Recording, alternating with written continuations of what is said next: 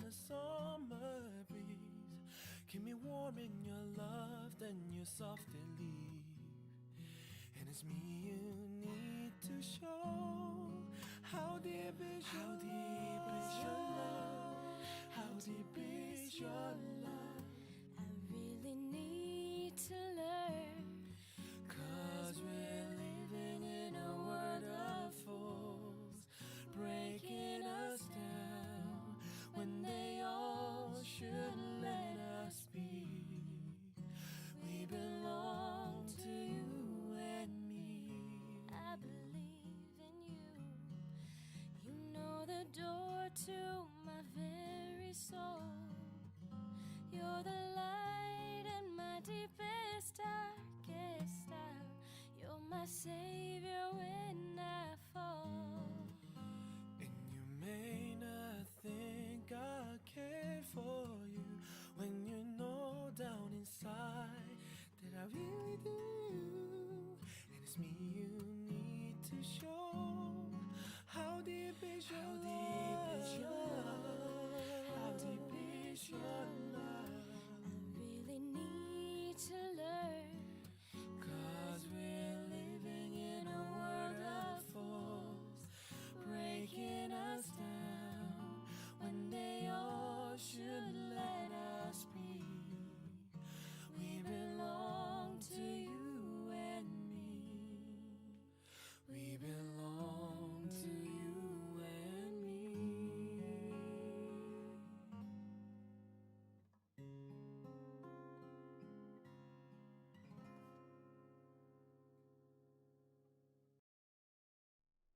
I found a love for me. Darling, just dive right in and follow my lead.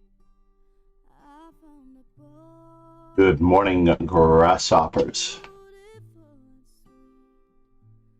I never knew you were that someone waiting for me. See what's going on today. Just kids when we fell in love, not knowing what it was. I wanna give you Hopefully everyone is used to this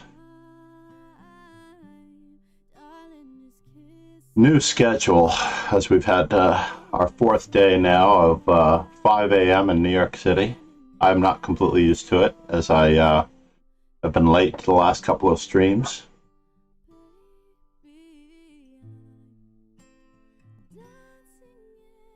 I can only apologize as I try to get used to this. The new school year and all of that.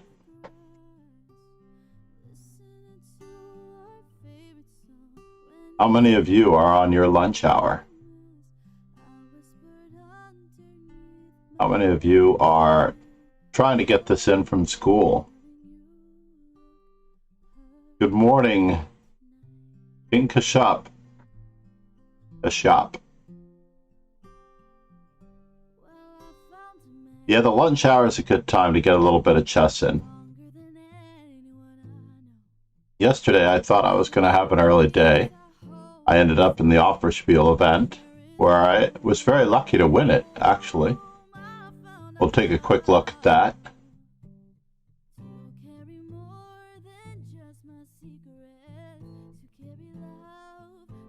It was after my lunch hour, but I mean, it takes up the whole afternoon for me, but somehow you have to make it work.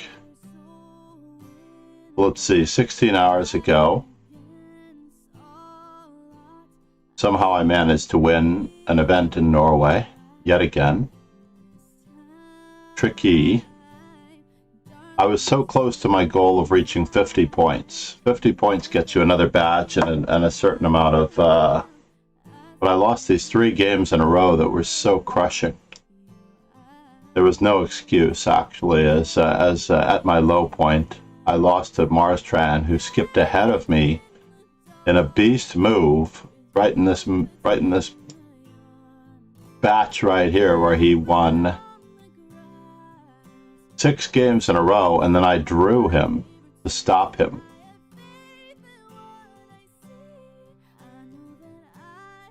That also created a little bit of a streak for me, so I could win 5 games in a row after that. I don't know that I'll analyze too many of those games. After all, I was playing F4 in every game.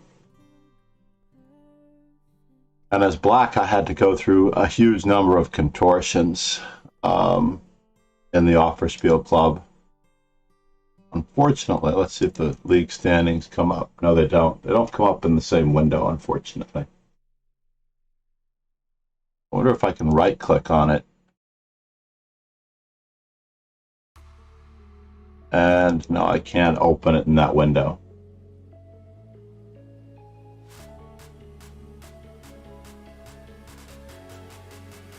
But they've not updated their standings yet, so it's not worth looking at. In any event, I have played a couple of these events. I might talk about it a little bit after. The Offerspiel event requires a physical membership.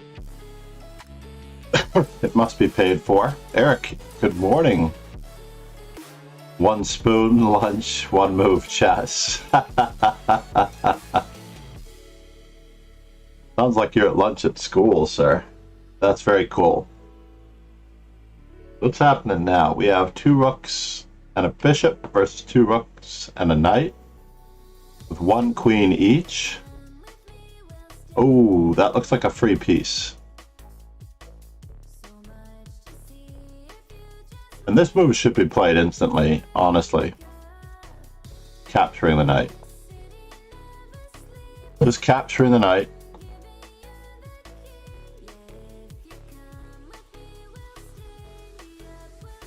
You're getting a rook and a knight for a rook and a bishop. Is that possible?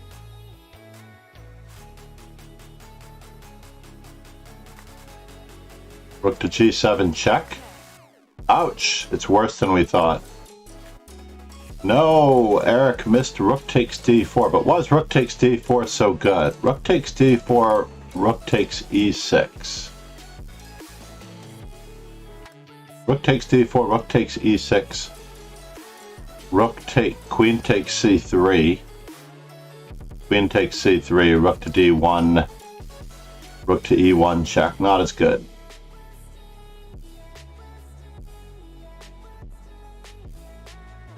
So I guess it's not that great. Rook takes d4 was not that considerably dangerous. But I certainly would have played it instantly, even if they could take my bishop. This is a certain threat. So this was never protected all along. Rook takes e6 was meant to be played on the previous move. Good morning, Otis Noob. Things are going very okay. I'm getting used to the new time for this tournament just like everybody else. I've been late for the last couple of streams, I believe. It is not easy.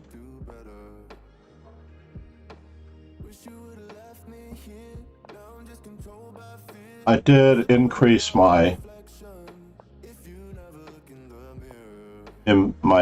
standing over G4. I won with G4 yesterday. Always lovely when that is possible. And now, what is going on with this queen?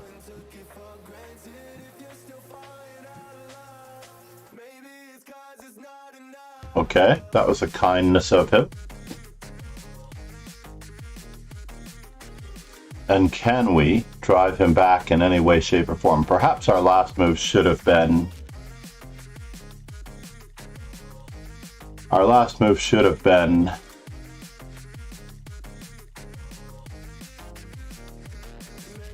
Where could he possibly be going? Is he really going to threaten me on this side of the board? I don't want to lose you after all that we've been through.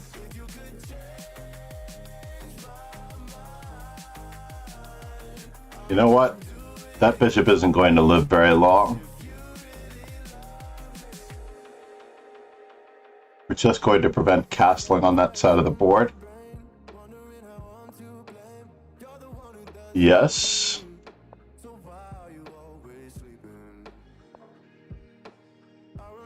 And now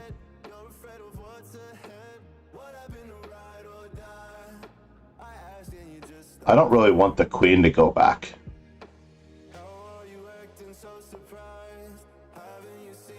And in your eyes, oh my, run in, run in, run in, run. Baby, fell away.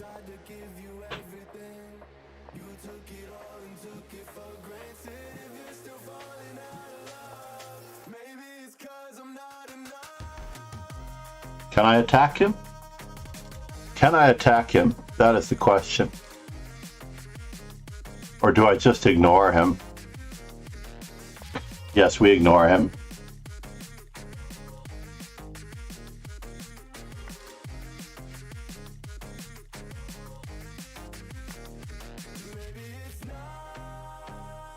Enough, baby, I don't want to lose you after all that we've been through.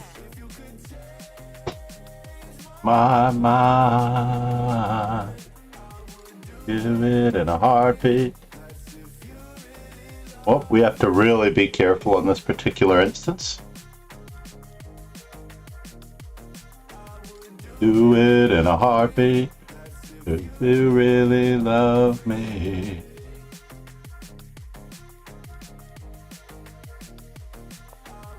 Do it in a heartbeat.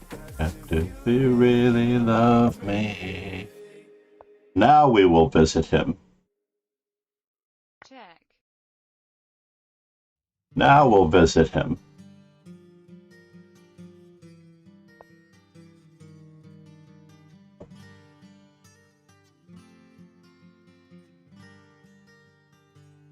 Is knight e3 an unpleasant surprise? It is. Am I at all worried? I am. He is going to get that, isn't he? That's unfortunate. All right. We're sacking the exchange? Oh, we're not sacking the exchange.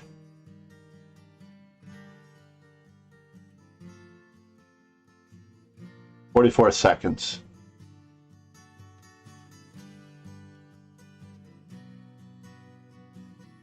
Where can his knight go?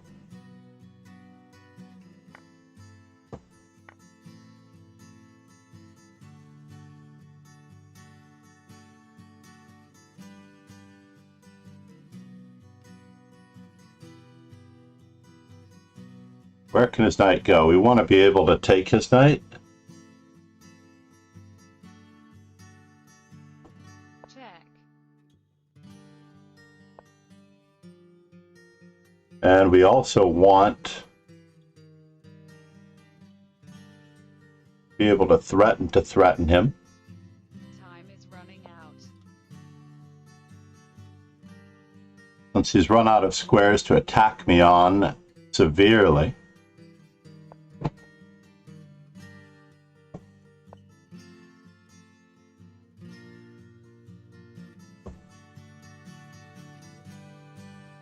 How much can he possibly hang?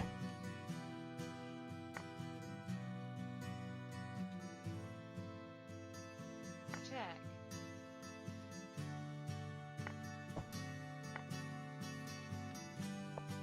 Mm-hmm. Oh, he's got that, huh? Fascinating. Check.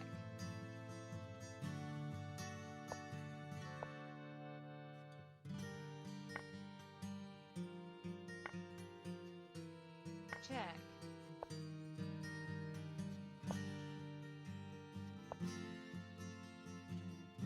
Check.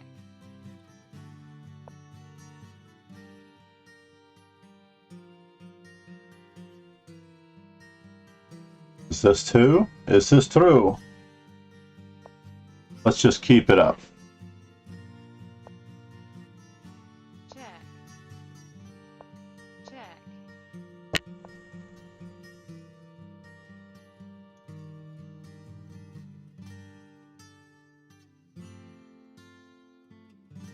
Automatic moves. Automatic moves!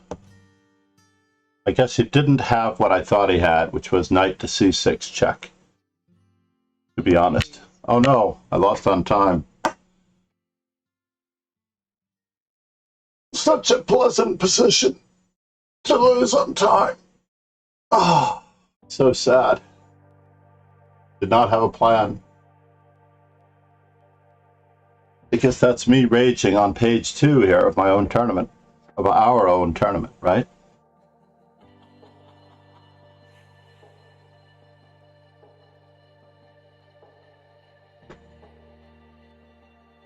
When was this played? Polgar Ivanchuk, 3 knights, bishop b4 line.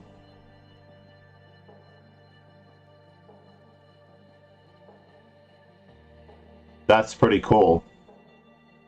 Polgar Ivanchuk. You know the year? I have so many, Did Ivanchuk win? I wouldn't put it past Ivanchuk to win with the,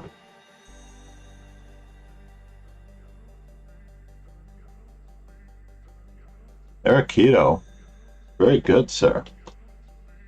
Erikito had that, so I was on the wrong end of it. The board was flipped on me. Erikito was white in that game where he checkmated on 8-7. Good for you, Eric. Ay, Zucker Tortas. I missed 1 round. I lost 1 game. I have 1.5 at best. Is that the story? Craziness.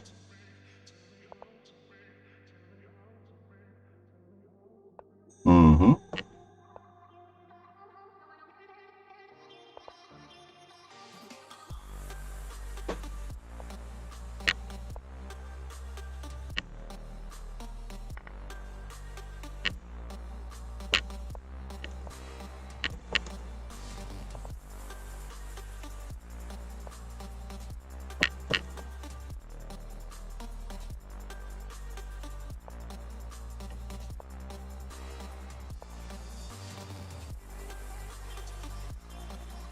Wow.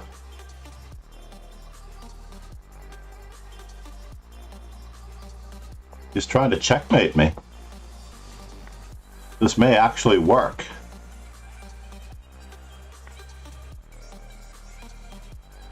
This may actually work. His checkmating me may actually work.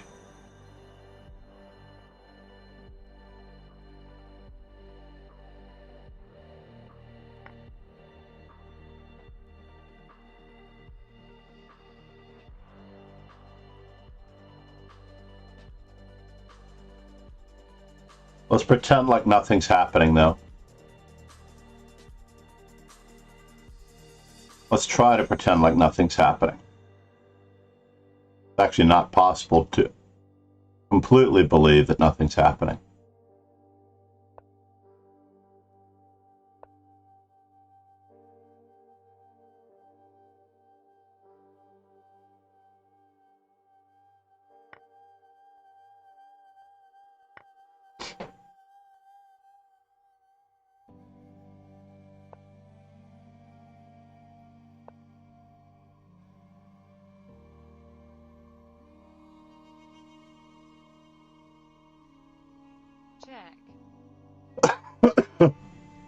All right, so moment of truth. Knight to c7 check. Knight to d5 check. Check. Oh no, it's worse than I thought. Far worse than I thought. Check.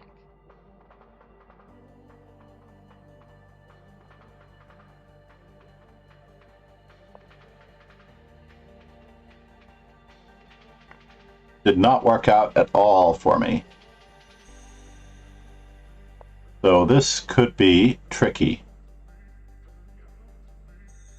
Check.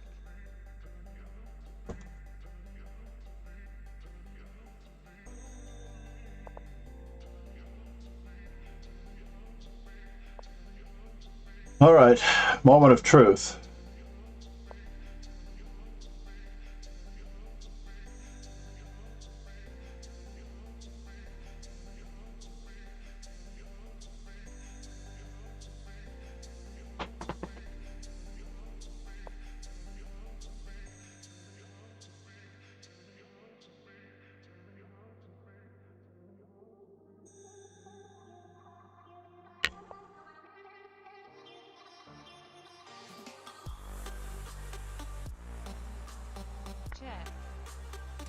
Yes. I don't think I have a choice.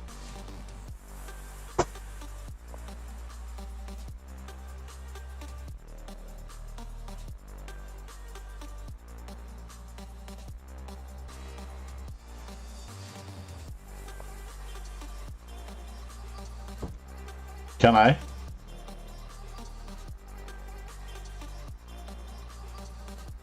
He's trying to hornswoggle me before I hornswoggle him.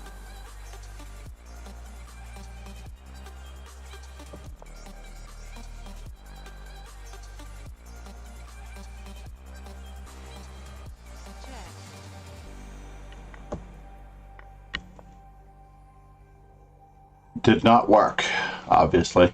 Me hornswoggling him before he could hornswoggle me.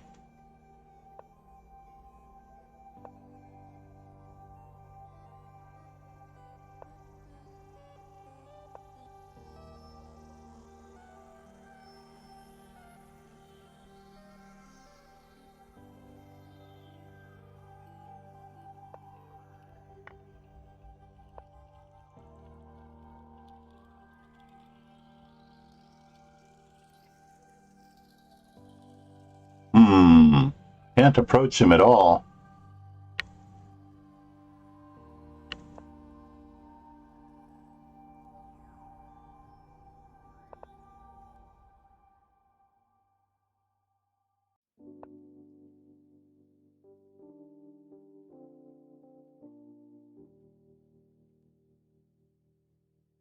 No, huh?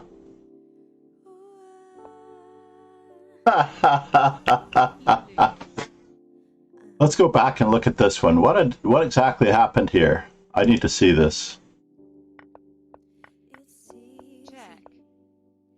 So I missed knight e4 check. That's what I did. I missed knight e4 check. I have everything set up.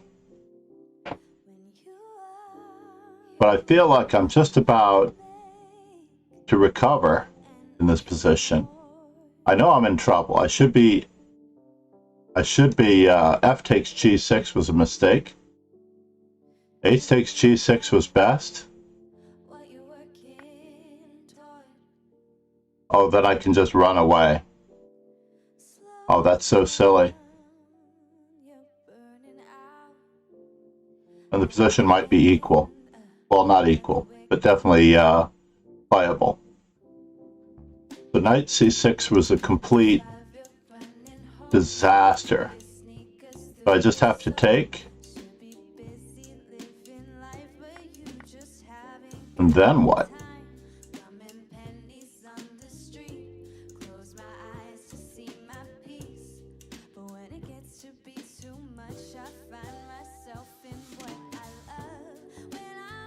It still doesn't look that easy for me.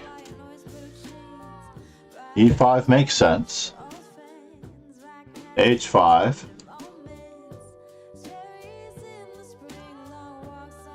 Queen f6. Yeah, fine. Just in time. What were we going to play here? E6 against d4.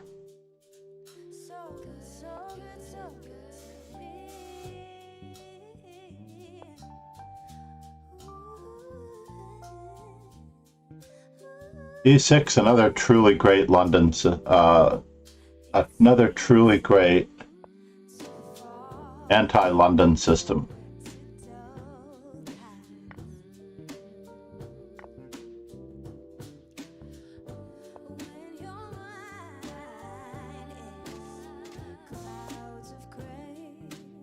So we end up in a Caro-Kann anyway, and I have to look at the E6 systems now. So we are going to look for the Petrov's 3 knights, bishop e4 line as soon as we can. Ali Reza, good morning.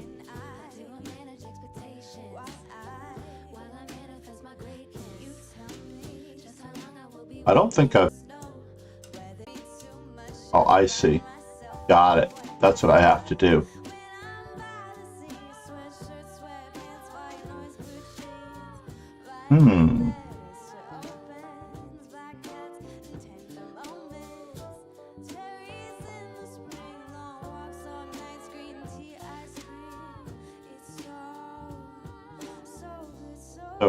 so good to me.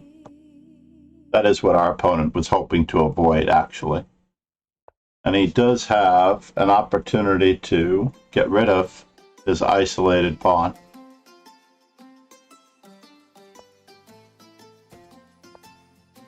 As we continue to develop our pizzas.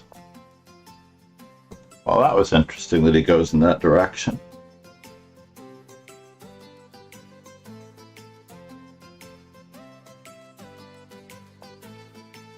Yes, yes. Standard operating procedure. Let's see, the queen is not guarded.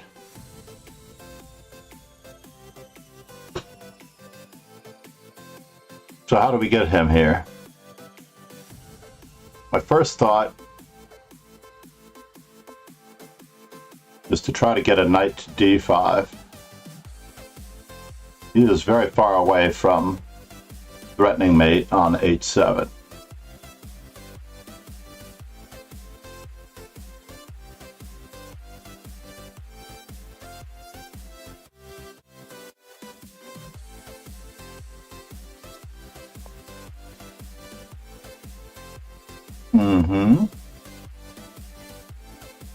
He's not that far away from threatening mate at h7 now.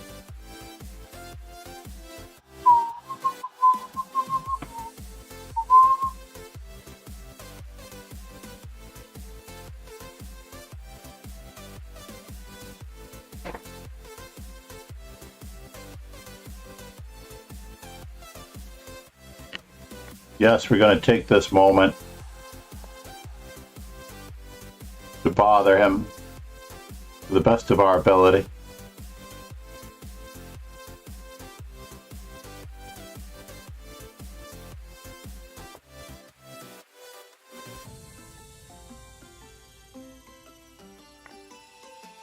Ruin his king side a wee bit.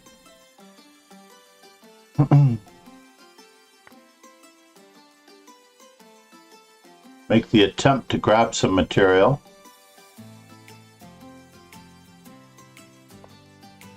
And begin some pinning operations.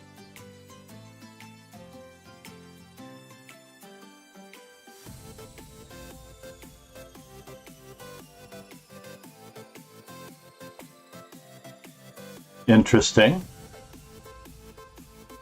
Queen h5, Queen h4, Queen h3.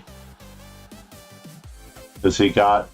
He's picking up my knight. He's playing bishop h7 check and picking up my knight on a5. But I get to take a pawn as well. But the bishop on h4 is hanging.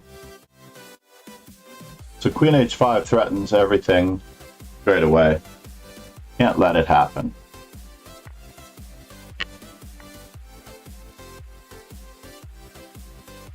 Queen h5 picks up the knight. Or does it? Does it really?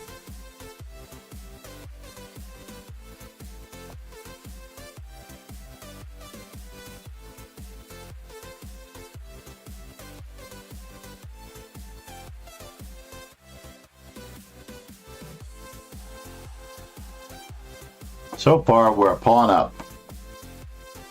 There's a great quote. It's not making any sense, you say.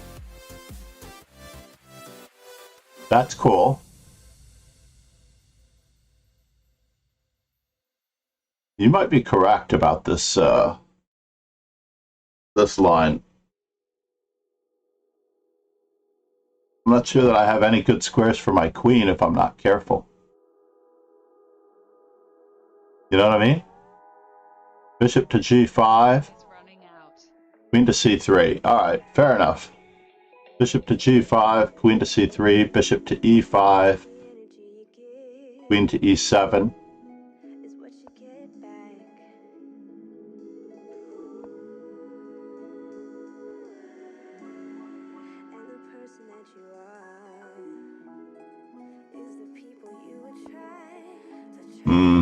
And we need to exchange a little bit.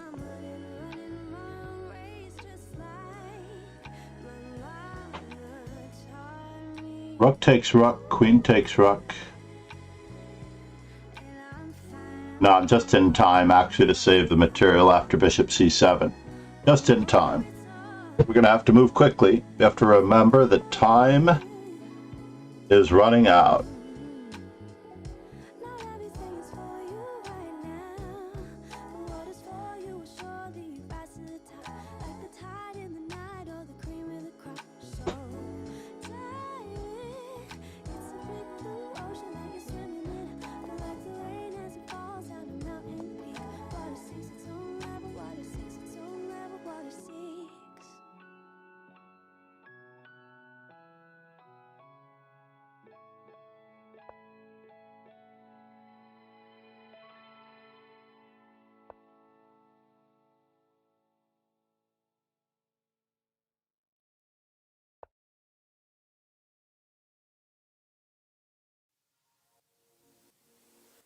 What in the world are we doing here? You lose. Running out of time? Running out of time. That's what we're doing. All right, one more game, hopefully. Get myself off the last page. Wait, I haven't won a single game? I lost the first game on time that I thought I won. I really thought that I won the first game. And I got a full point bye. Woo! This is one of those mornings, folks.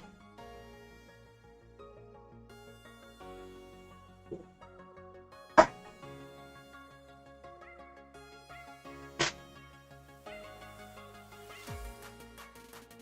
I lost again on time. What is up with that?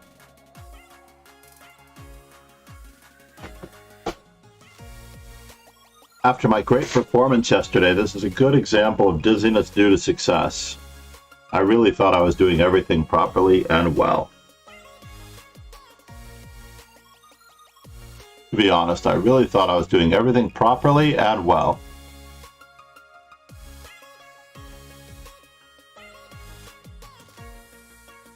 Is that craziness or what?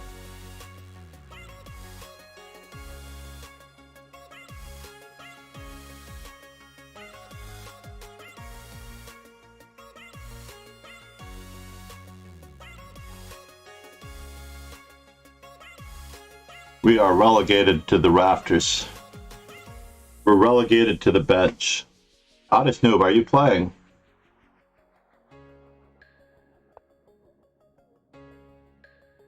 Are you playing, sir?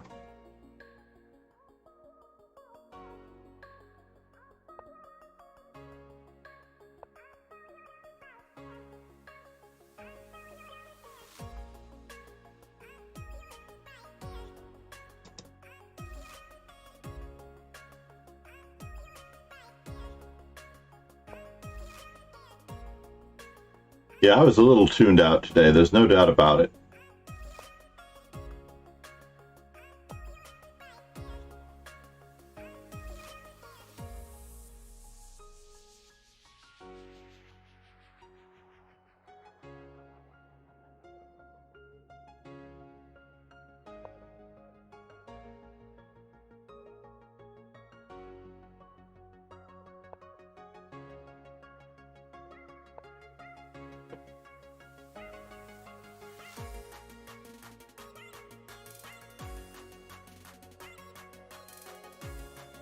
The Polgar, I do have a book on the Petrov. Let me just grab my Polgar book before I forget.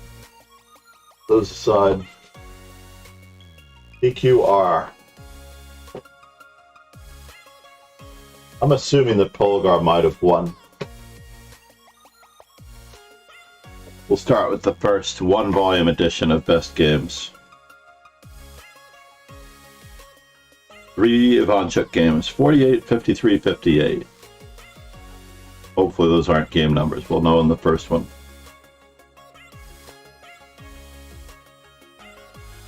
So they are game numbers.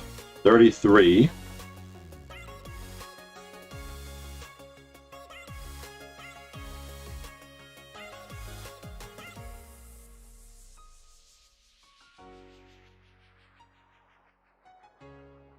Is that true? Hold on here.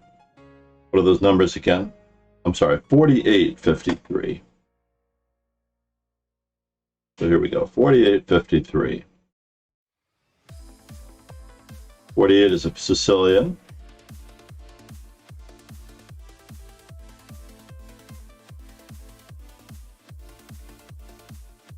'58, since I happen to have passed the other one, the King's Indian. 53 is another Sicilian. So did Ivanchuk win this one? Is that the case?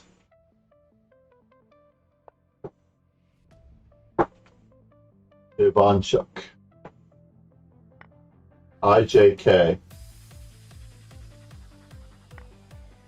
JK. Grigorich Ivanchuk.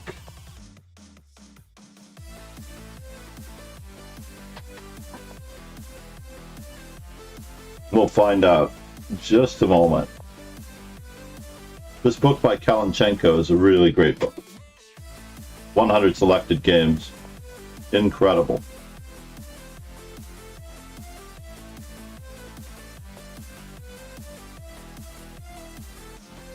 Olgar. 4 games in here. 200, 221. And it must be page numbers. There are 300 pages in this book.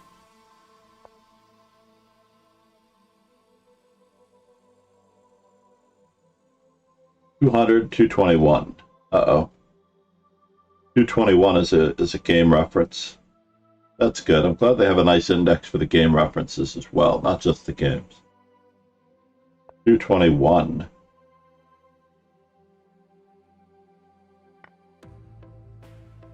This is the one.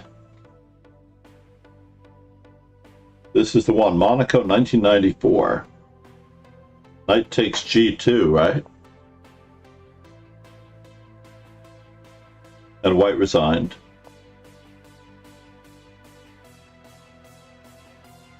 Position can also be reached by the Petrov's defense. So this is a bishop's opening. A Vienna game. All right, let's do it.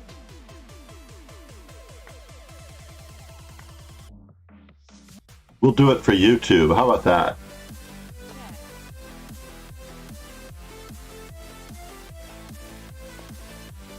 Since it doesn't seem to be done anywhere else.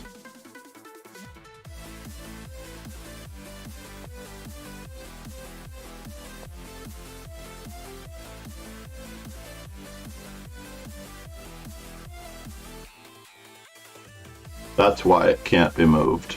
Got it.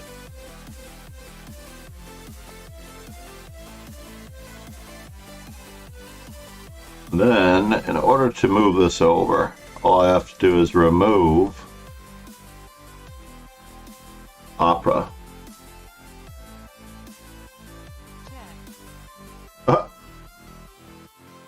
No!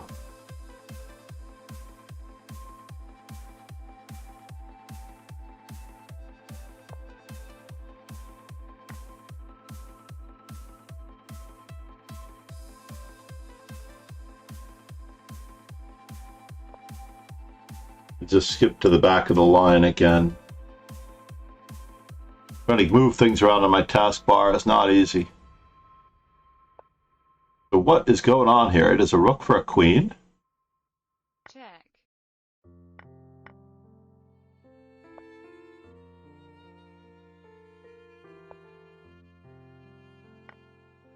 A rook for a queen? Not completely making sense here.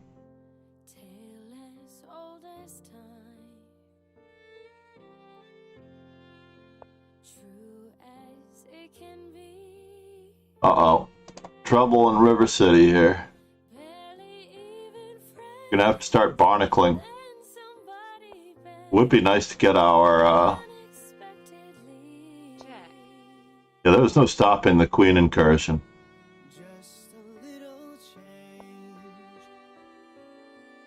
And we can't get our knight into the game either. There's a queen g4 check after queen f4 check.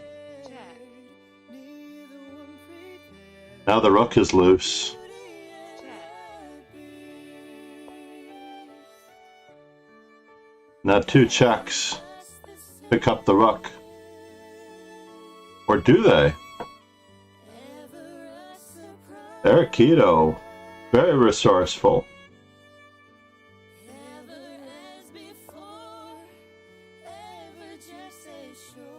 check, I think maybe I was a little too hasty on that one. We didn't need to move the knight. We had to play b5. I thought everything was going well for you. I know you were going to lose your pawn on a4, but still, you had to try.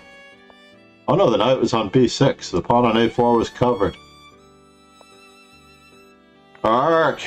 What a great tournament for Aikido, but he retains his first place with tiebreaks. I'm positive that he retains his first place with tiebreaks. Strong, strong event. Namaste, everybody. You're late. I've been late as well. SLK, good morning.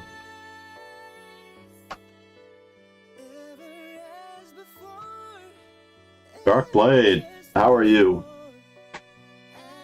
Dragon Emperor.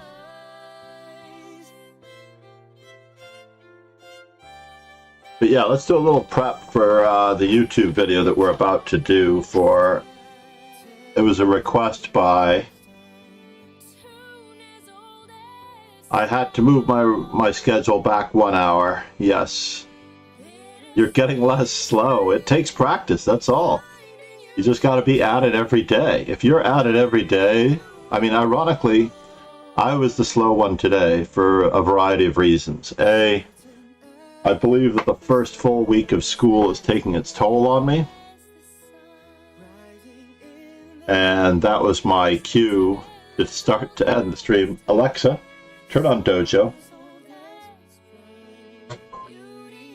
Trying to get me out of here. When that light goes off, I should be heading for the train station, honestly. Congratulations. Nice work.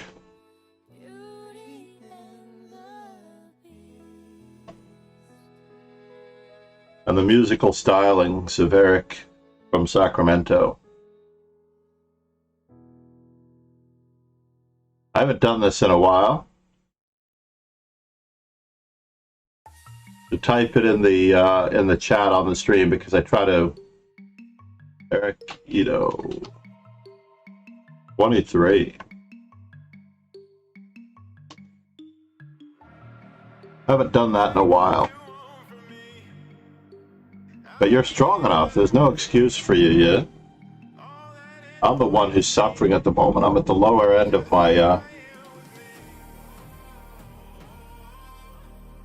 I'm at the lower end of my stats at the moment.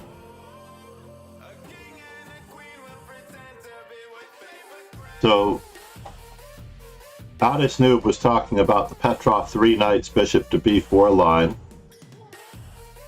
And I did find it. First I looked in Polgar's book in case she won it, but it did not appear as one of her best games. We did find it as a footnote in the Ivanchuk 100 Selected Games book by Kalanchenko. And this comes from 2 different move orders, interestingly enough. And if we're going to put this in a study, then we need to put it in World Championship contenders. He was certainly a World Championship contender. He was #1 in the world while Kasparov was world champion, which is an amazing accomplishment, right? He should be here among the World Championship contenders. Have we not actually done an Ivanchuk? That's crazy.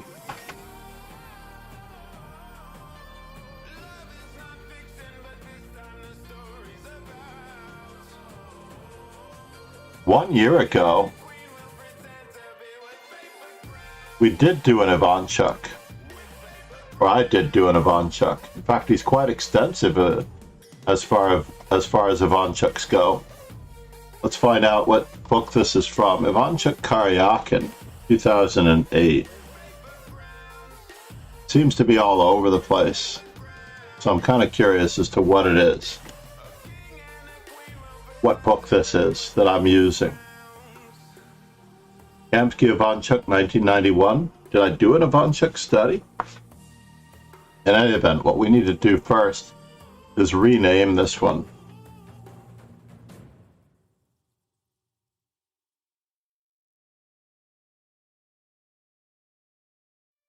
And in this manner, we'll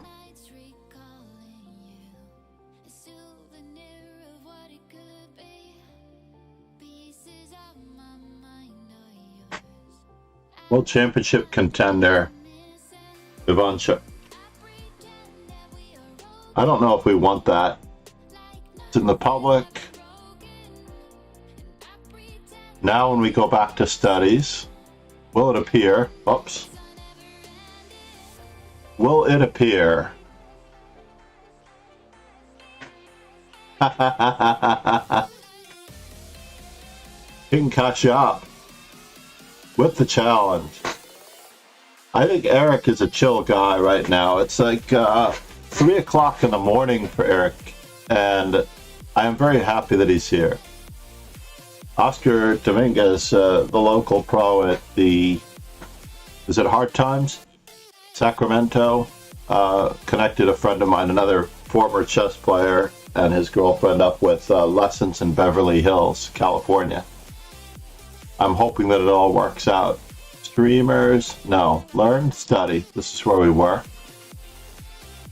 And I wanted to look for WHC contender Rubinstein. So there's no...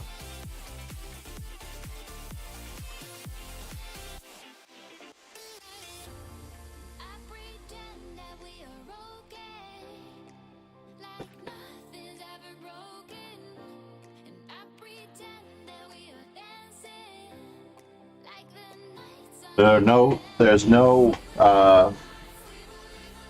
semicolon there. Probably affects the...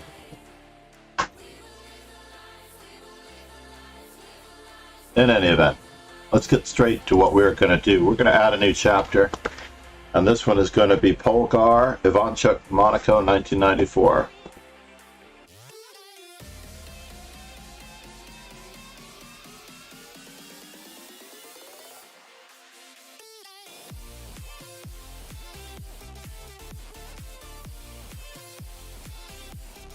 By the way, this is a blind game. Melody Amber Rapid, 1994. And we need to look at this game from the black side.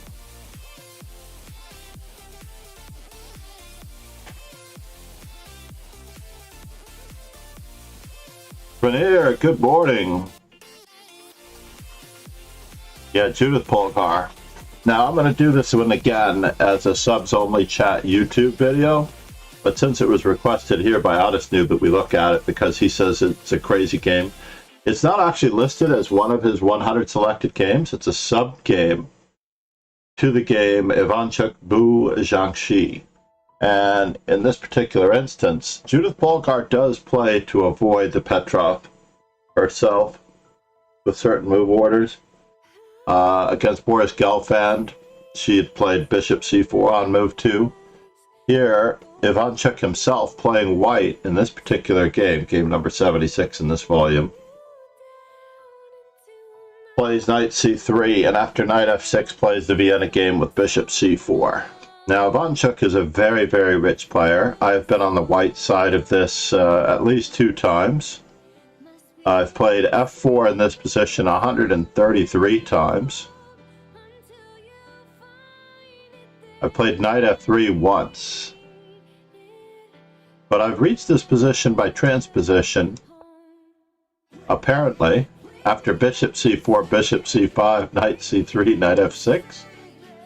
Isn't that strange? I've been white against...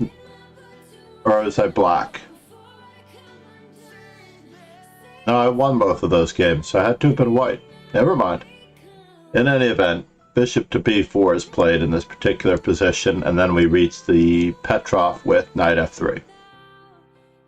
So, in this particular case, Ivanchuk-Bu, Xiangzhi. This is the main game, by the way.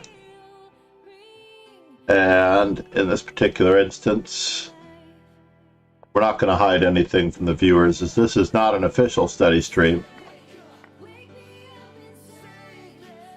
I mean, this is just craziness on Ivanchuk's part, but I like the move knight to d5 a lot, always exposing the fact that this is not a pin.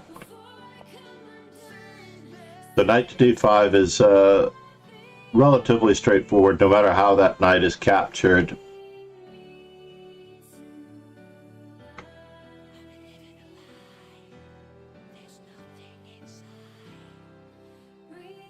And black actually makes an inaccuracy here in this particular position. This is the only time the move bishop e6 has ever been played. Which seems to be reasonably good, pinning the knight to the bishop on c4, right? And it is unfortunate that the line is showing. I don't know if anyone saw the answer as to what Ivanchuk plays now. We're going to flip this board for a moment. Ivanchuk is white for the moment in the first game that we're going to look at.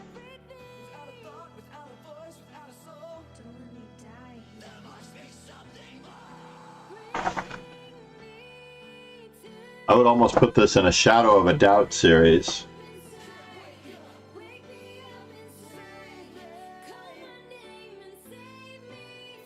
If anyone knows the film Shadow of a Doubt by Alfred Hitchcock. So bishop to e6 is hardly ever played. Knight takes d5 is an obvious reply.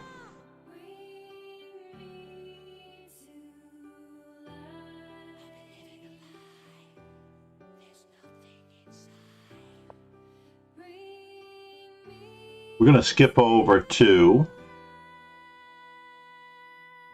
one second, a transition here for a moment. Where is my study? Licha study.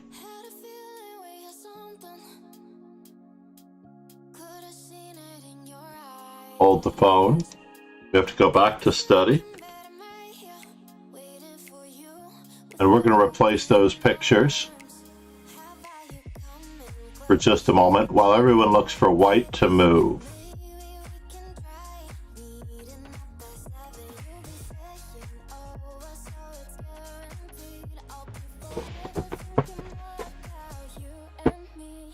What would Ivanchuk play is the key. So we're looking for Polgar.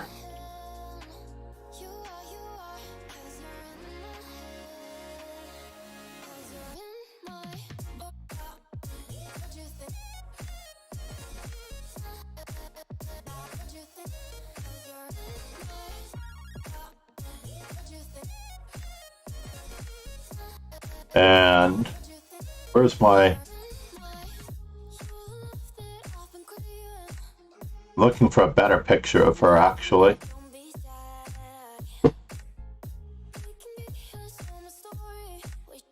A nice youthful picture of her would be great.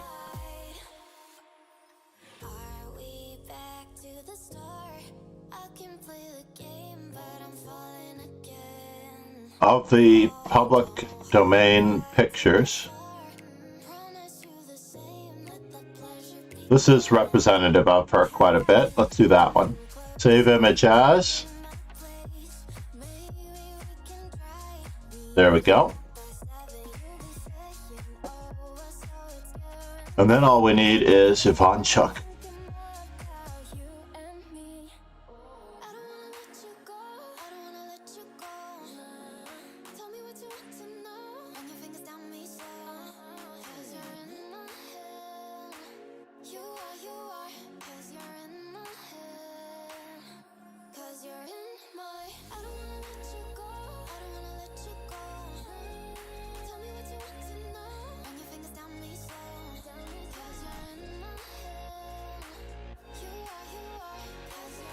Get our photos up while we're at it. 2014. Is this useful? Yeah, well, let's do it. Or do we go with a youthful picture of him in black and white? Those are the only 2 photos on Wikipedia available. Save image as.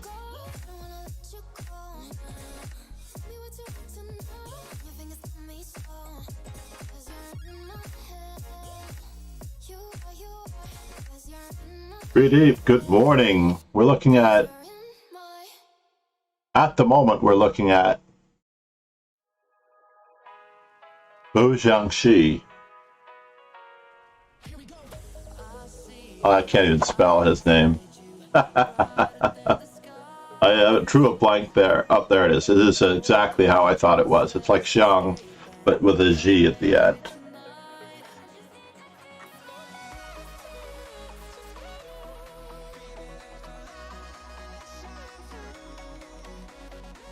He sort of looks like a Chinese Hikaru.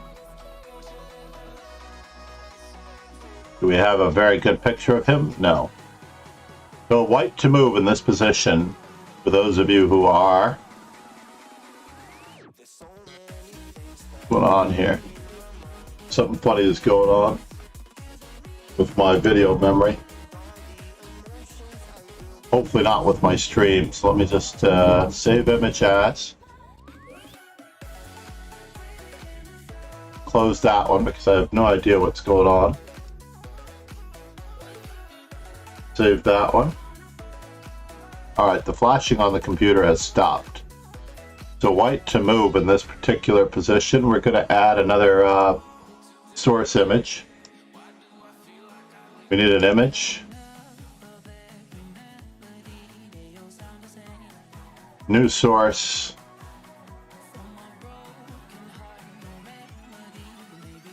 And we're going to go with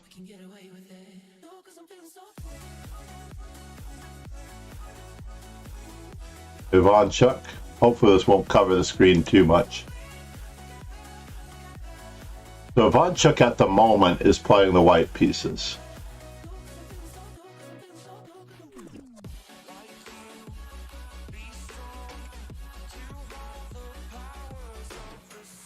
Oops. I right-clicked on rename and then I proceeded to type rename in the rename box.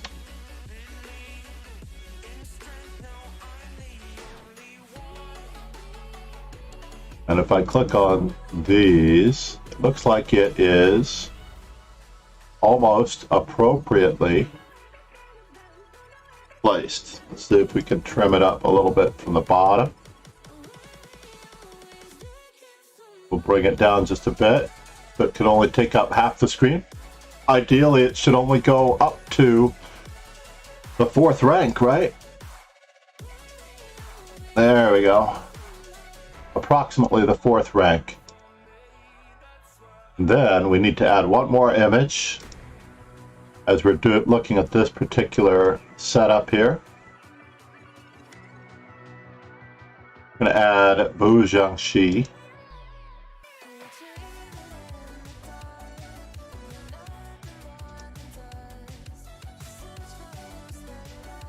And we're going to bring him down here as white.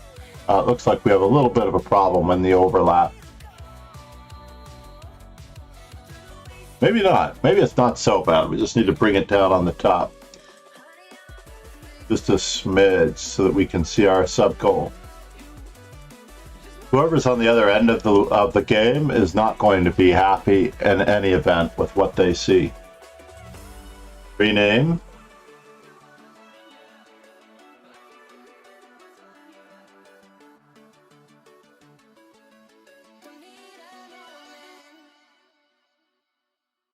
So at the moment, it's white to move in this particular position.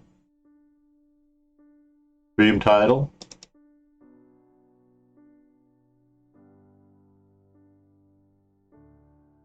Real quick, we'll get everything ready for the next one.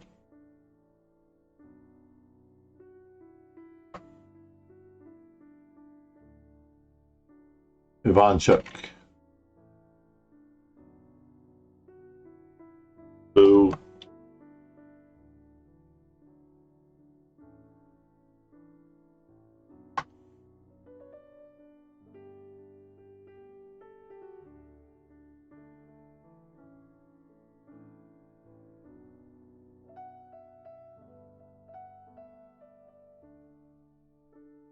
How does it fit?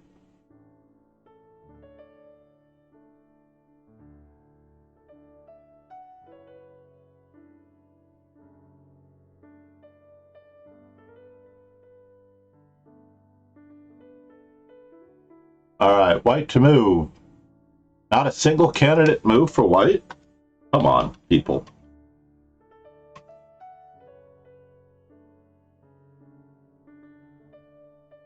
You've got c3, knight takes b4, knight takes f6 check.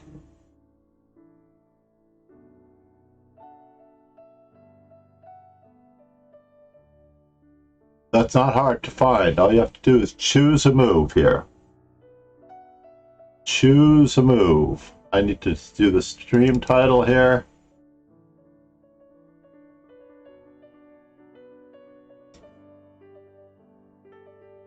We'll change our stream title now. I don't really want to change the stream title because the main part of the program is still... See if I can fit it on here.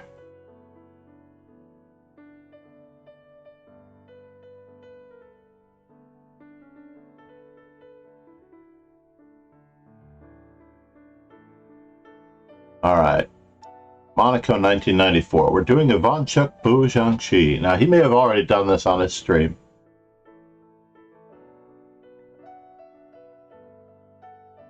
Is knight g5 possible? Absolutely, knight g5 is possible. Absolutely, drunk chess. Now we're thinking. Now we're thinking. That's what I want to hear. Knight g5 is a great new move. So we've considered c3, knight takes b4, knight takes f6, check. What else have we considered? Knight to g5, so we have a third move now.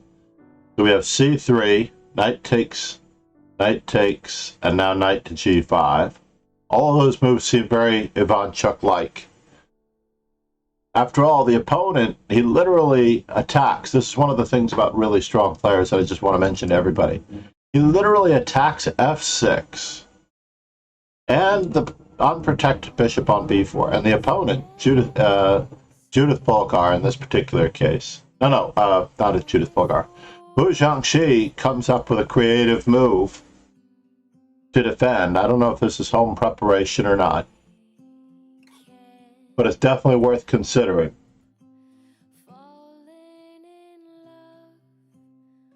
As strong players don't like to defend. They really don't like to defend. They like to counterattack.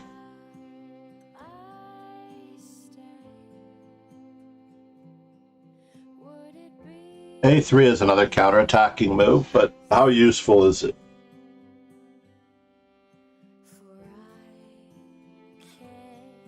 So the next thing up for drunk chess, I just want you to start thinking in terms of threes for the most part. This is one of those few moments when followers can contribute. Yeah, absolutely. Well, the move that he played, amazingly enough, the move that he played was actually the move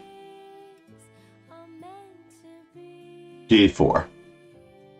It's not the best move in the position, by the way. I still think that c3 is the best move in the position, except that d4 fits in with Ivanchuk's style so much better.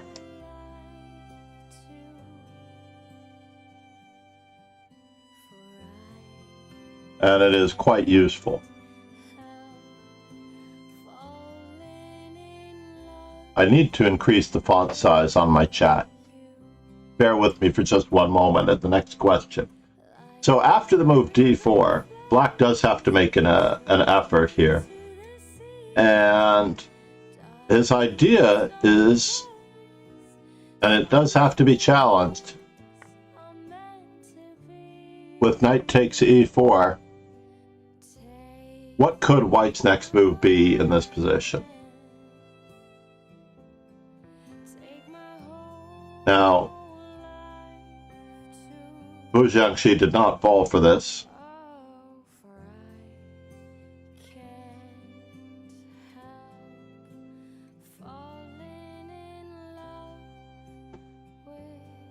White has a double attack in this particular position. For I can't help falling in Candidates for White. with Oh, I know why I have it on the screen. Usually I have the chat window box on the next screen. But here we go. Do you hear me? I'm talking to you. Across the waters, across the deep blue Blue ocean, under the open sky. Oh, chat appearance. baby, I'm trying. boy, I hear you Oh, that's what's missing. dreams. I feel you whisper across the sea. I keep you with me in my heart. You make it easier when life gets hard. Right, it's at the default size. So the chat size is now bigger. Good morning, Kingslayer Sloan. We're just doing a quick study of a game that Adesnu brought in a little earlier. And welcome to Rogan. Good morning, Rogan. Rogan is our YouTube editor and brilliant New Zealand streamer. I think I'm going to reverse the roles there, as I was watching him stream the other day, and he was very entertaining. So White to move in this particular position. Drunk Chess started off on the right foot earlier by giving all the candidates. So we want to think in terms of threes. We just want to throw three moves at the position, you know? We obviously have knight takes b4. We have d takes e5. We have c3. We do not have rook e1. We do not have bishop to g5. But what else do we have? What do we have? I'm telling you all the moves that Ivanchuk did not play. Ivanchuk did not play h3. Through the sea to an island where we'll meet. You hear the music, feel the air. Good morning, Megumu Josuke. JJ. I think that's a J. Is that a lowercase j? I'm just going to call him JJ. So we need a move for White. And I'm willing to hang tight until someone suggests it. Lucky to have been where I have been. And we're going to look at Polgar versus Ivanchuk. We're going to put Ivanchuk on the other side of this board for a study stream later.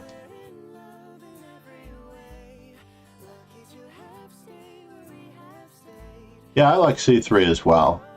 c3 is the fourth best move in the position, according to our friend Bruce, the big fish.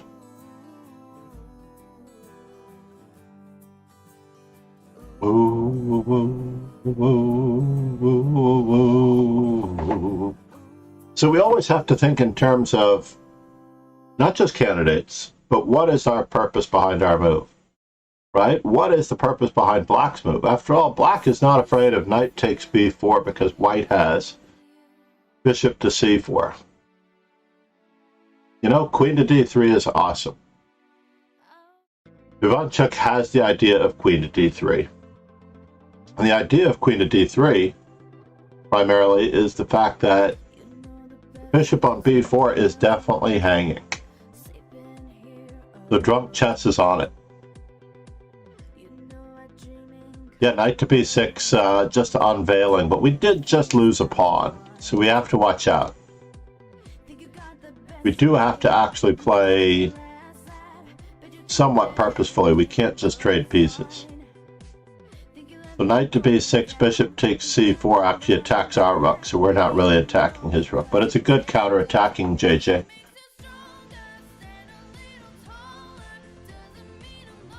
No, it has to be looked at. Yes, of course. I'm just saying the idea behind the move. I absolutely understand your idea behind the move. It has to be looked at because you're trying to discover upon stuff. But there is something else going on here. Yeah, knight to b6 AB is just losing a piece, yeah.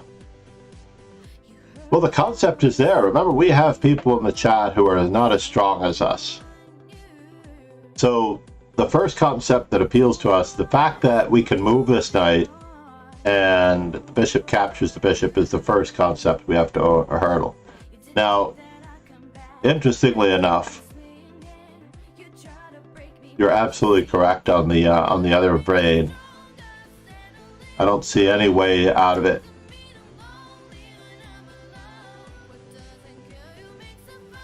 It would still be bad. Would it still be bad if Black had played f6 here? We'll cross that bridge. Ivanchuk would have played the move queen to e2 check with the same concept, because we actually want to put pressure on e5 as well. And we also give ourselves a little bit more leeway for our bishop. So in this particular position, yeah, queen e2 actually threatens two pieces. There's no way to defend both pieces. And the only way out of it, in this particular instance, would be losing even more material in the corner on the trap with the trapped rook. There's just no way out. Ivanchuk's opponent played bishop takes d5, understandably. And Ivanchuk, of course, wants to keep the pieces on the board as a natural-born attacker. And if Xiangzhi says, no, I'm going to be the attacker. Yeah, I like the idea of attacking h7 too. But in the course of things, the h7 square is potentially defended when the knight retreats 2 times. The queen to d3, if our opponent were to exchange and retreat, we're not getting anything. But queen to e2 in that particular position would be more purposeful, because the e5 pawn is already attacked 2 times, if not 3. If we go back to that for just one moment. So yeah, this pawn is attacked 2 times. This move would attack the knight, the bishop, and the pawn on e5. So we have to just keep an eye on the 3 big questions, the big 3. And the big 3 are, where are the weaknesses? What are the worst placed pieces? What are the best placed pieces? Which are the worst placed pieces, best placed pieces, and how can we unseat them or improve them?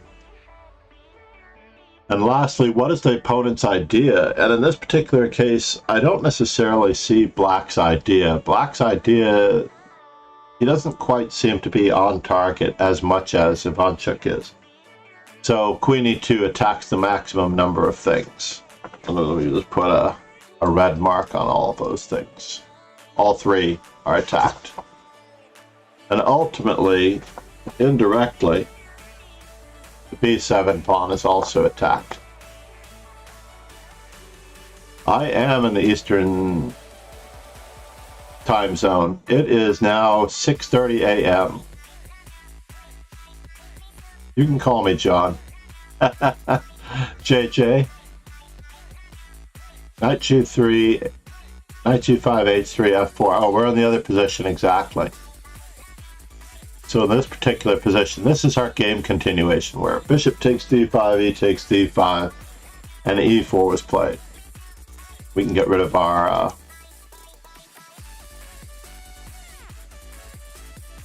the hard part here is trying to match wits with Ivanchuk.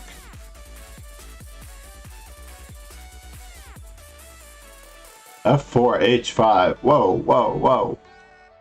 Knight g5, knight h3, knight f4, knight h5. Wow, what a strategic concept.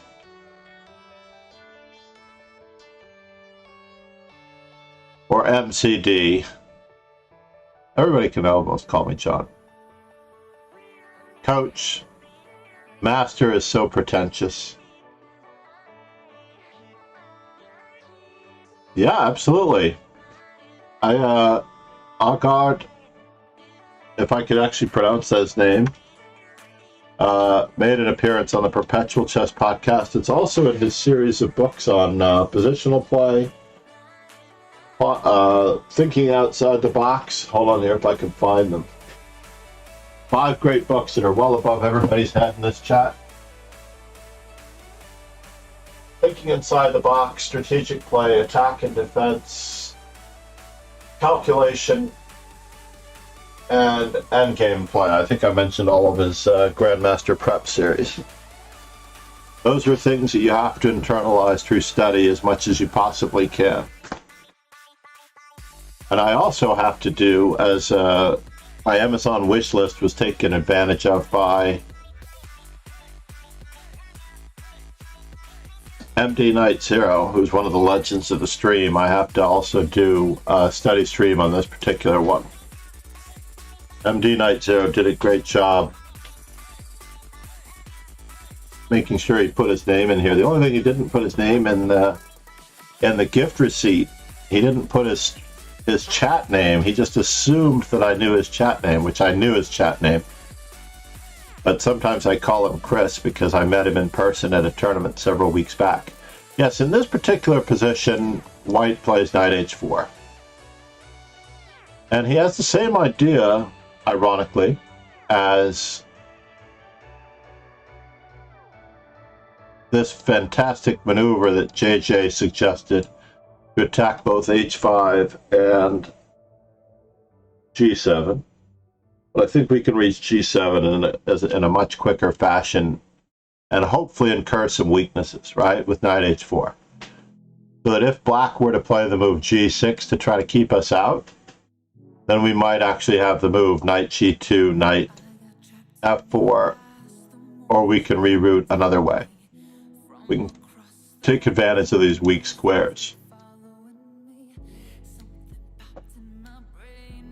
But if we do actually incur... Notice this bishop is on vacation over here. One of the reasons why I don't like 4 knights games, 3 knights games, and things like that as black is because often this bishop becomes a spectator. And this bishop can become a spectator in many of the Italian games as well. The very quiet Italian games. Yes, that is the question. What to do on knight takes d5, bishop takes d5, queen takes h4. I think further damage is coming. Yep, very good. Now you went far, but now you have to go farther. You're doing great, JJ. You went far, but you're going to have to go farther. So the concept is there. So instead of that, black safeguards first the b7 square with c6. So now he might be threatening knight takes d5. Yeah? Yeah, bishop d5 was taboo from the previous variation, which is important to see because this underlying theme could occur in anybody's game. So c3, as we mentioned before, bishop a5. And moments like this, for example, Bruce would suggest a move or another move. Yeah, I know, right? Well, it's definitely a part of his candidate move process. You know what I mean? Let's go back to that position for just 1 second.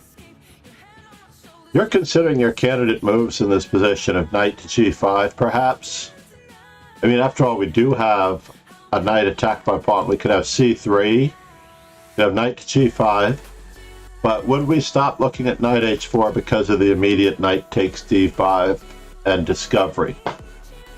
Now, would we not consider it a candidate move? Would we not go further? So, in other words, the strong players look at absolutely every forward-thinking move, and this forward-thinking move here is to get a knight to f5. So, worst case scenario, if there were to be a worst case scenario, after knight h4, knight takes d5, we would also have to consider knight to f5 as a candidate move. Because we're still threatening to capture this knight. And this knight has not yet been attacked. So we could just keep on going in this process, right? can definitely keep going in this process.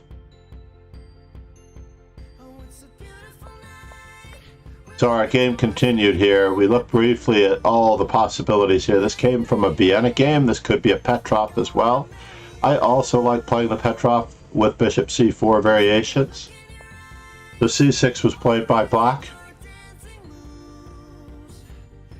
with the concept of going after the knight on h4 more than likely, and white just continues developing or attacking normally with c3 and then bishop to g5. Let's get rid of that line. It doesn't belong there anymore. Bishop g5. So right now, white is only one move away from completing the opening. And I do this in a very rudimentary term. For everyone here, our goal is to get every single piece active. For the kids in class, I would mention that if you have a birthday party for your class and you invite 16 to 20 something kids over and you only have activities for 3 or 4 kids to play, this is not going to be a very successful party. So we're going to play some natural moves, but there has to be another purpose behind this. And obviously he's egging on the idea of black playing h5, h6. And what is that really going to entail? After all, I just want to mention that natural moves are not always good. Natural moves, in one of my favorite phrases, one of my favorite coaching phrases, if I spell that properly, natural moves can often lead to natural disasters. If you are not playing a move with a specific purpose in mind, you could be in trouble. So I watch out for that move, that concept as well. Now, Ivanchuk's opponent understands completely that there is a weakness on b7 and that queen to b3 is coming, and finds the best move for black. He does not allow the capture on f6 with no remorse, right? Plays knight on b to d7. Had he played h6, we just have to consider the follow-up here of continuing to place our pieces on good squares. And we're tagging the pawn on e4 as well. We still haven't yet done d takes c6, and this move is taboo, as you already know, because there could be even more going on here. So Ivanchuk's opponent, Xiangzhi, avoids the complications involved in h6 and continues to develop his pieces. After all, he's ahead in time and space. So for all of you Avatar fans out there, or for all of you science fans, from the earliest days of science, there were 4 elements before we had our periodic table of elements. And basically, I would love to convert a periodic table of chess elements as well. We might be able to do it on stream together. Now, time is not the clock. Time is how much you can get done with one move. Consider the implications, JJ, of a fork. When you fork 2 pieces, the opponent has only one move in order to reply and protect both pieces. So if you are attacking a bishop on one side of the board and a knight on the other side of the board with a queen fork, for example, that means that you have only one move in which to accomplish 2 things. And the concept of overprotection by Nimzovich, overprotection is to prevent loss of time, and strengthening of your best placed pieces or your best placed strategic things. So time is how much time it takes to finish the opening. For example, in this particular position, the 9 magic moves, right? I often give this as a classroom exercise, right? Let's just assume that black wastes time. This is time on the chessboard. It is now black's turn to move. What do you think the assessment of this position is? Time is how much you can get done in one series of moves in the most concise way. So it's not just about one move. It's about a conceptual plan of accomplishing a goal in the shortest number of moves possible. Black is way behind, so this brings us to the values of the pieces. I'm going to run through the values of the pieces for anyone who's not familiar with them. Basically, a pawn is worth one move. I'm sorry, a pawn is worth one. A pawn is our starting value, pawn being equal to 1. So the knight is worth 3, the bishop is worth 3, the queen is worth 9, the rook is worth 5. Now, what is 1 worth? Now we're going to take it into algebra. Conceptually, a pawn is worth 3 moves of time, which is what enables us to measure the value of all gambits. For example, when you gambit a pawn in the Smith-Morra gambit, one of the reasons why it's on the hashtag question mark is that white only gets 2.5 or 2 moves of time for the pawn. Over the open Sicilian, where you just play d4 and get your pieces into the center, in the open Sicilian, black is the one gambiting moves of time. Okay? For example, in the open Sicilian, we'll take the knight arc, for example, as the prominent one today. This is a gambit by black. It is white's move here, and white is going to finish the opening in 1, 2, 3, 4 moves. Black's rooks are going to be connected and coming into the center in 4 moves. I'm sorry, white's pieces are coming into the center. The rooks are going to be connected in 4 moves. And basically, black's position, right, is way behind again. They're gambiting time. But why are they gambiting time? They're trying to get white to make or commit to a plan, a setup of the opening with the pieces that he can strike back against. So black is going to need 1, 2, 3, 4, 5, 6 moves. 6 moves, while white has 4 moves. Now, white is ahead in time by 2 moves, if we look at this very objectively, right? Now we're going to look at the Smith-Morra gambit, right? What do we actually get for the Smith-Morra gambit? We're going to look at the main line. In this particular position, it's conceptually possible for black to play any number of moves. I'm going to even give white one more tempi here with a6. Considering that I feel like this is the best move in the position, a6. We could actually go with e6. Let's go with e6 because that's more natural. So now we're on the 6th move of the game. White's 7th move will mean that he is going to connect his rooks in 3 moves. Black is going to connect his rooks in 5 moves, everybody. Black is going to connect his rooks in 5 moves. This is white's turn to move, right? White's turn to move. White has an advantage of time.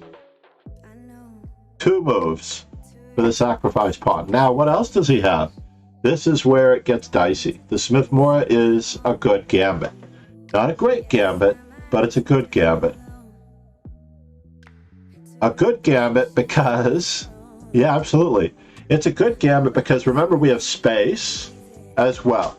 And we have open lines. Because we sacrificed the pawn, we now have open lines. But we've taken away one of our best concepts in the main line of the Sicilian. The main line of the Sicilian affords us a different concept. I'm going to go back to the Najdorf here. White has a theoretical pawn majority against these two. He has 3 pawns to 2 pawns. This is a strategic long-term concept. We're not going to be sacrificing our pieces. So therefore, when black does play d5 and these 2 pawns get eliminated from the board, right, these 2 pawns will become ghosts. And then we will have 3 pawns to 2 pawns as an endgame advantage on the queen side, hopefully to create an outside pass pawn. One of white's only trumps in these positions is to try to create a long-term advantage of a pawn majority. But when we go to the Smith-Morra position, in the Smith-Morra position, we have literally taken away our only option for an endgame. A strategically smooth endgame transition, and we're going to have to solve problems tactically. So I have played the Smith-Morra in tournament games as white on several occasions, if not a half a dozen occasions. Certainly 3 that I can think of. Thank you, Brian. Brian Cesar Gomez. How are you? Good morning. I don't know if this is actually Caesar, someone I know, because he might have a different name. But needless to say, where are you from, Brian? Or should I call you Caesar?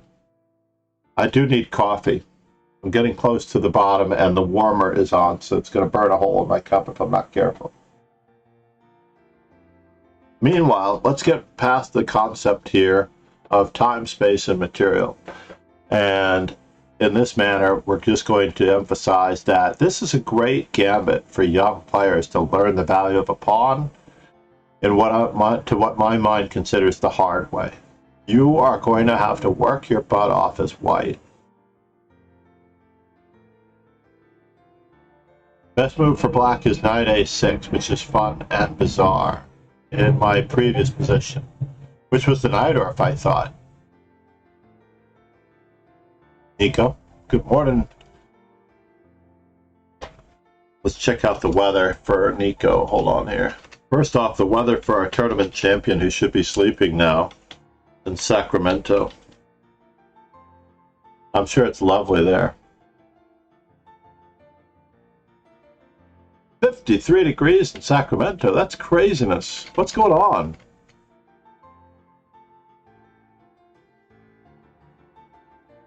It's almost 60 degrees here, 15 Celsius.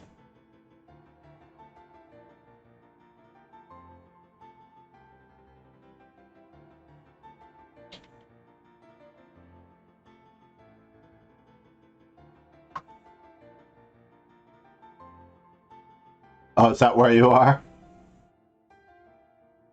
There's a fire close? Oh, no.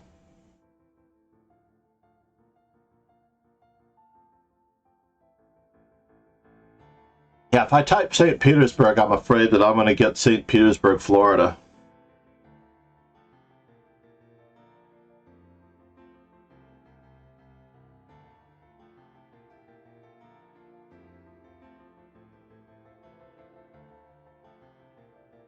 But I doubt that St. Petersburg, Florida is going to be the same as St. Petersburg. Oh, very good, Nico. I just love the concept of the old Russian names. So knight a6 here.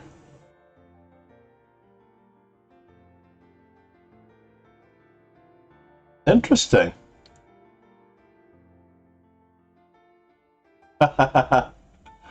So your weather, hold on, it's just a brief time out there. So in any event, we're returning to our concept of time and space and material. Where we are in our game is in this particular position where white was playing bishop to g5, and Nico was suggesting knight a6 for black.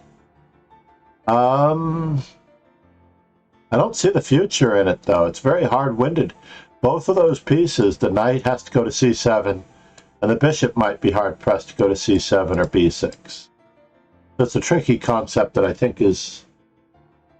I don't know. I would definitely consider it as a candidate move, by the way. It's interesting, as Nico said. You meant this position. Hold on. Oh. The 9 magic moves position. Let's go to that one. Let's roll the tape on that one for a moment. So in this particular position, it is black to move, by the way. And black is actually facing checkmating threats. Bishop takes f7 check. So remember, a pawn is worth 3 moves of time. That is the amount of time it takes for a developed piece to spend a move to capture a pawn and then return to safety while the opponent makes a developing move, a developing move, and a developing move. That's all right. Maybe you forgot this particular one.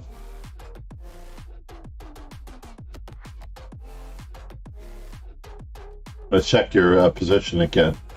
Somehow you assembled that position with white to move, but in reality you can play through that move by the mere fact that black has lost time. Black has lost time by moving the same piece twice. The JJ is with us.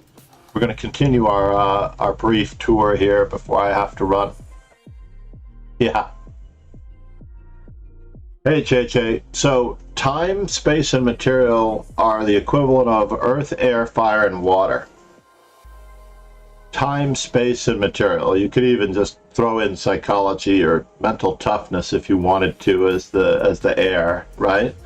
Earth, air, fire, water, time, space, and material. And then modern science broke this down into a table of further elements. Now we happen to know it as pawn structure, you know, pawn islands, doubled pawns, isolated pawns, poorly placed pieces, badly placed king, bad bishops, good bishops, things like that, open files, pawn breaks, who has the better endgame, things like that. Now we have a whole periodic table of positional elements from which we can judge, but for the youngest of players, for the pure base of your understanding, I only recommend that we try to grapple with time, how much we can get done in a single move or a single series of moves.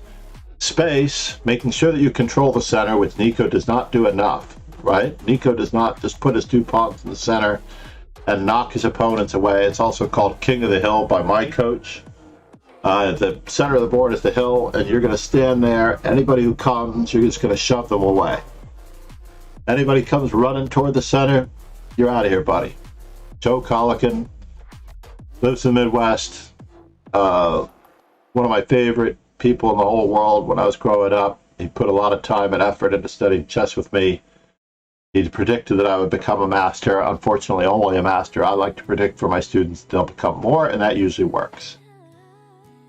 So predict that you're going to go farther than just master. Set your sights higher.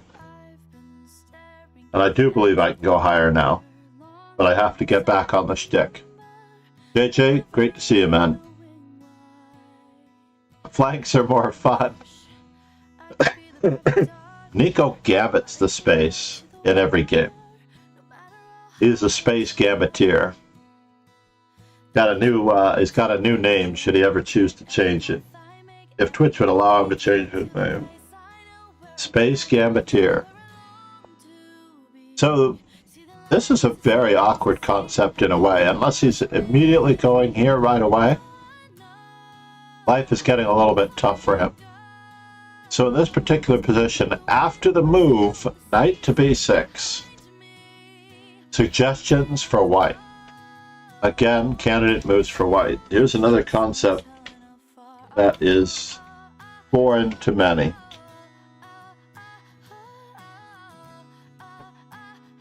Just what exactly is going on here, one might wonder. And I'm coming to grips with this as well.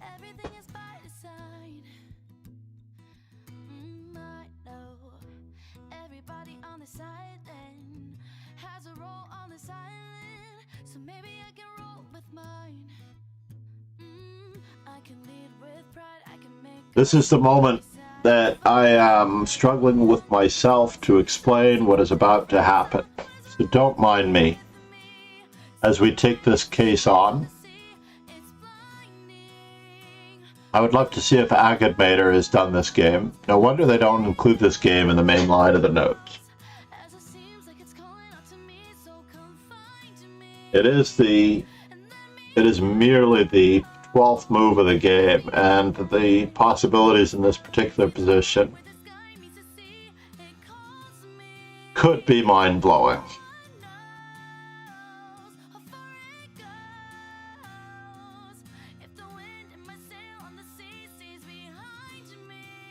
So this is going to require some investigation. I'm only going to leave everybody here for just a moment, by the way. I believe that I have space for our timer, particular screen. We're on Late Chess Study.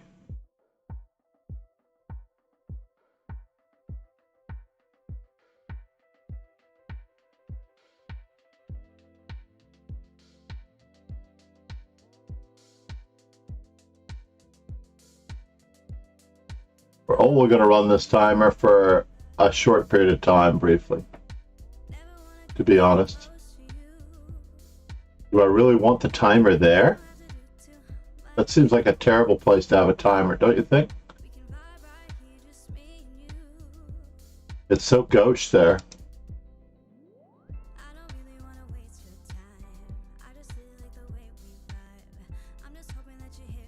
Let's make it only the size of the chat box, if it's going to cover the chat box.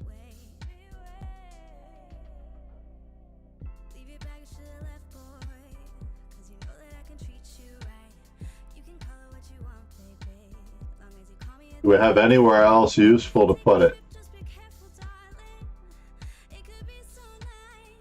We'll probably put it over the music.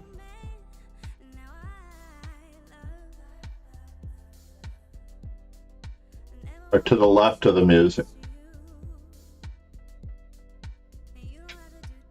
Doesn't look right there.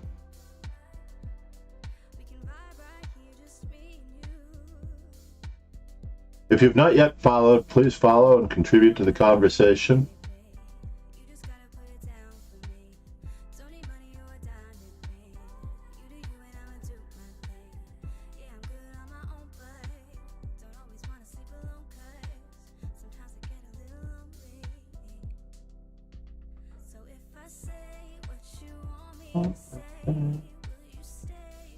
These are the musical stylings of former student Linda Diaz.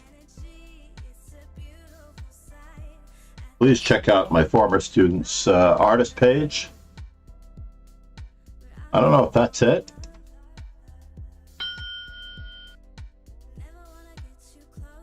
You can find almost everything that you need to find on that particular one. All right. That puts a little bit of an ultimatum on it, right? And I need to bring it down just a little bit. There we go. So here we have B4, definitely Nico. We could also play moves like queen to b3 at any point in the near future. Bishop to b3 would be a sane response, right? Yeah. And the move that Ivanchuk played was f3, which is the best move in the position. So let me just see what the author's comments are for a moment. The strongest continuation of the attack. Moving the bishop to b3 allows black great defensive chances after queen to d7, and I was looking at this. Moving the bishop away allows black great defensive chances counterattacking the knight, and they only consider this possibility. Takes, takes, and if king takes, then f takes, then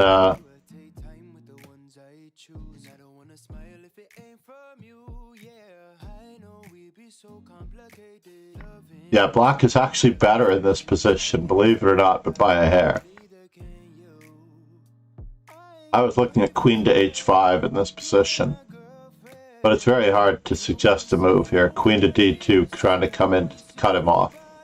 But, I mean, white is literally flailing about in this particular position. They also have the possibility of knight h6 here. After gh6, bishop takes f6, knight takes d5, and the square g4 is covered at least. And black is not doing well in that particular position, but Ivanchuk plays the best move in the position, f3, knowing that if the knight takes, he's just going to continue his attack in the center, threatening e5. And if this knight were to naively continue, then we get to trap, or attempt to trap the knight, he claims. Allowing, and this is very important, by the way, for the next game that we're going to see. Knight takes g7, and after king takes g7. Bishop takes f6 check is obvious. Rook takes f6, king takes f6, d takes c6. Now we also have the possibility of doubly attacking more than one of his items with queen a4. So therefore, black reinforces his knight with b5. We continue to undermine the protection of all of these with a4, reinforcing the pawn on b5 with a6. And at long last, queen comes in to the dark squares with a very subtle retreating move. Now this analysis was done by Katarzyna in the book 100 Selected Games, which is published by the amazing Newen Chess, which is a part of the Play Magnus group, which is now owned, or now soon to be owned, by Chess.com. If they can get out of the contract, I would. Because I wish the fighting spirit that everyone has, that Magnus has over the board, would extend to his business interests as well. This may or may not be living proof that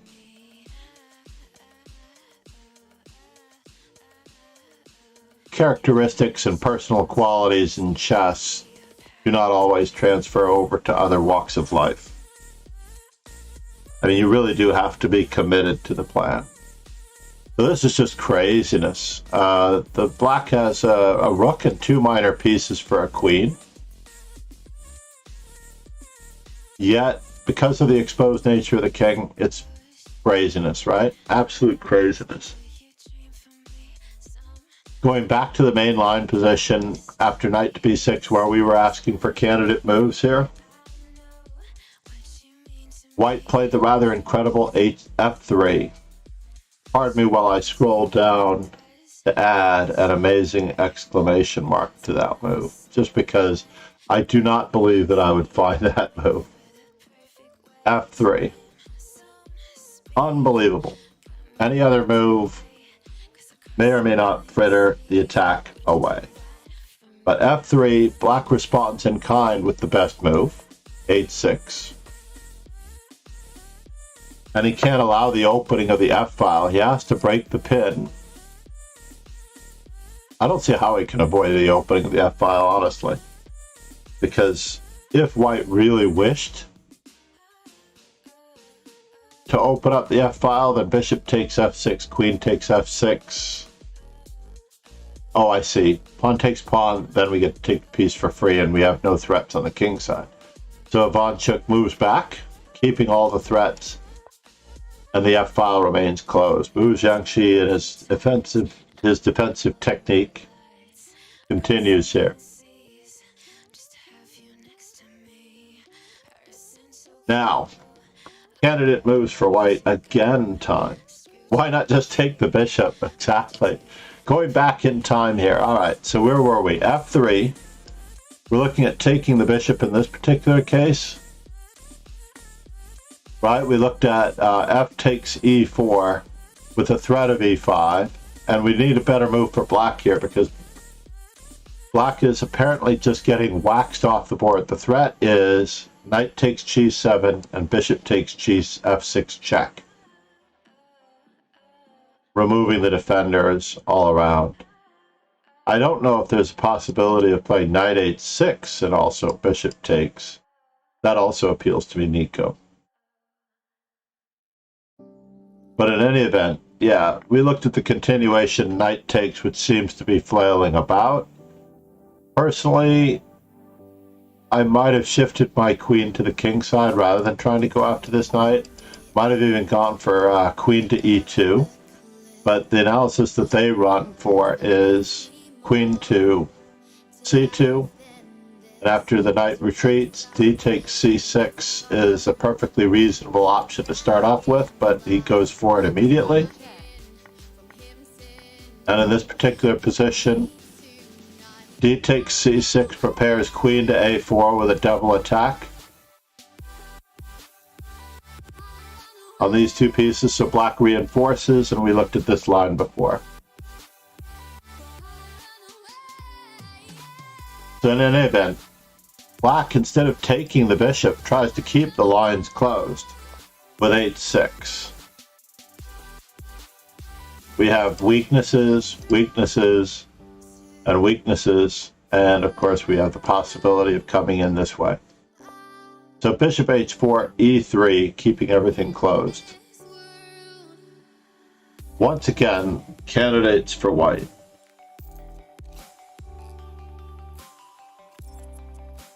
Candidate moves for white. Can we find good moves here for white? Ivanchuk is an amazing genius of a player. It's absolutely ridiculous what he can accomplish at the board, and it's unfortunate that he missed his chance to become world champion against Alexander Kolesman in Las Vegas in 1999.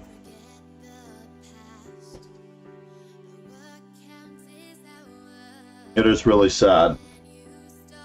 Ivanchuk was the only player to be #1 in the world while Garry Kasparov was world champion. For however a brief time it was.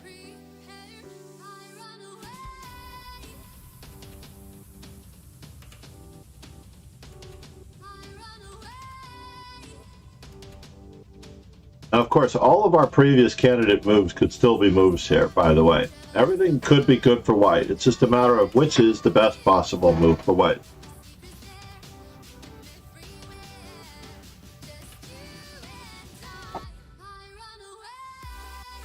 And right now, I would suggest writing down these moves and circling the best option. You can write down as many as you would like, 15, 20 moves. You can write down b4, bishop to b3, bishop to d3, d takes c6, bishop takes f6, knight takes h6, check, queen to c2. I'm sorry, not queen to c2, queen to e2, queen to d3. Have I left anything out? I think those are all the candidate moves that I can find in this position. Now remember, the concept of d takes c6 is that after knight takes c4, c takes b7, we're going to play queen to a4, and we're going to try to fork those two pieces again. The fact that he's being overworked on f6 and a5 is another thing. So please consider those moves and choose for yourself the move that you will actually put all of your marbles on. So if you would like, and if you should like, then you can circle the move, and now you can place it on a win, lose, or draw type category with Grandmaster Vasily Ivanchuk. Basically, if you consider the move that he's playing, if you actually wrote down the move that he's playing, and I literally gave you all the possibilities, so you have to do this for yourself from now on. If you considered the move that he was playing, you might consider it a draw. If you circled the move that he actually plays next, then you could consider it a win. Now remember, looking up this game or having the answers is not going to work, because the real test here is your ability to open your eyes to the possibilities in the position, seeking out what is going on, move after move, time after time, comparing the possibilities, and then choosing a critical continuation that literally matches the same temperament as our protagonist in this case, Vasily Ivanchuk.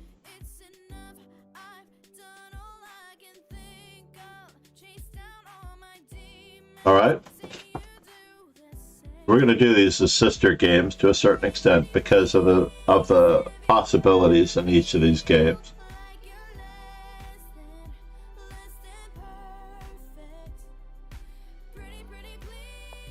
So he actually plays queen to d3 in the absence of any contributions in the chat, because I can tell by the timestamp that I had on candidates that it's been 4 minutes. Not so kosher, right? In any event, knight takes c4 is played, queen takes, he does play the human recapture, and after queen to d7, attempting to evict the knight has to recapture, and at long last, the pawn structure equation that was being threatened on f6 with the doubling and crippling of the pawns, bishop takes knight, is addressed. It's attended to. Rook on a to e1 is a move I would normally quiz on because we need to get our rooks into the game. So this is a good time for our rooks mantra.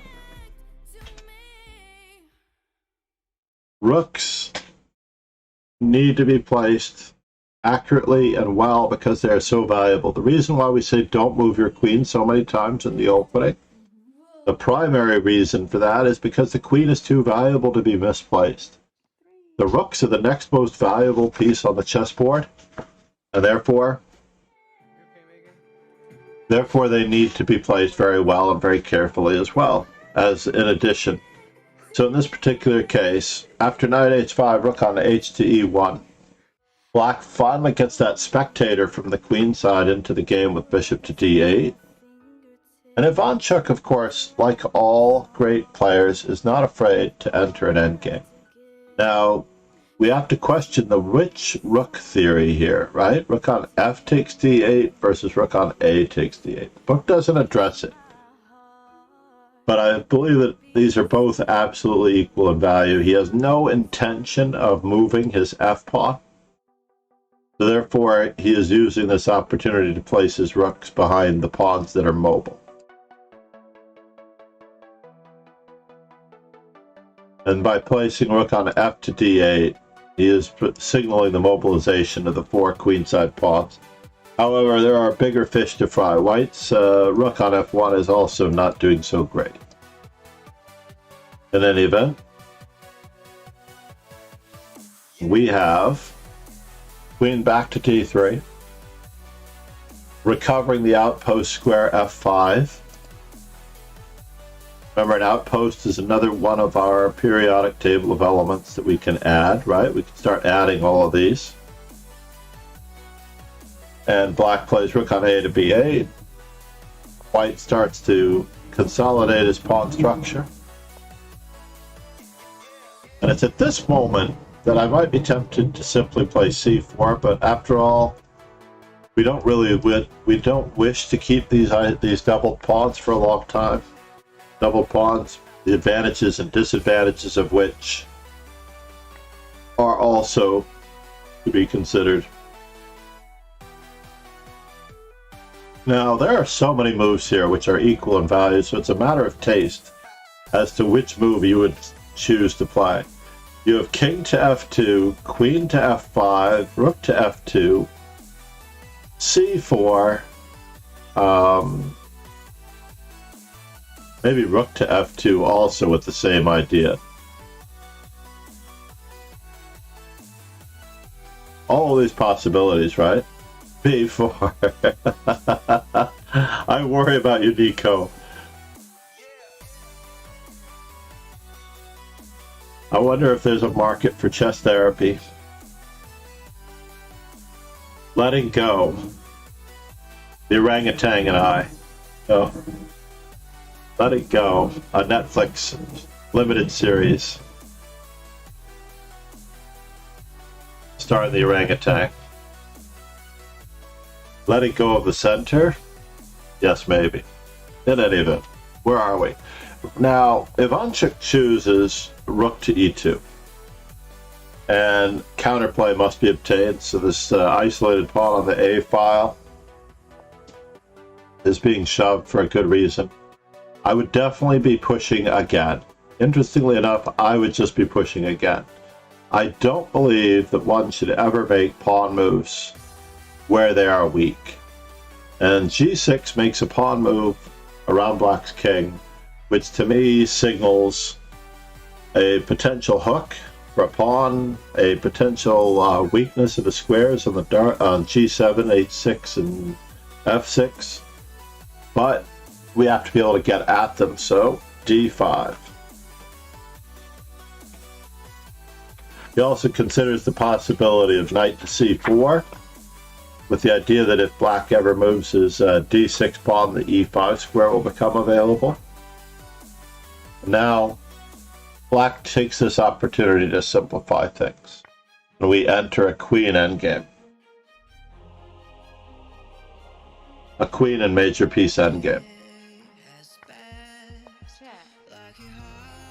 I hope he's proud of himself for what he's accomplished, because now white still has the safer king, honestly.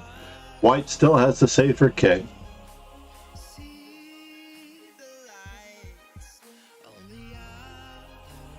The 7th rank is beckoning, and we're going to have to do something.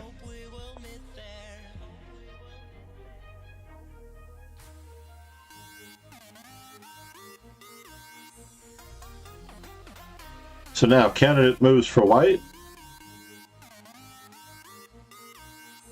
Candidates for white again as this game draws to a close.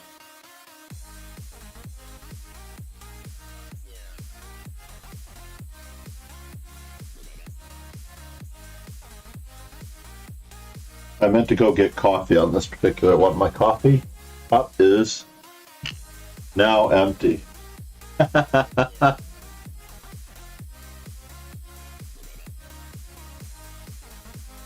I'm actually hoping for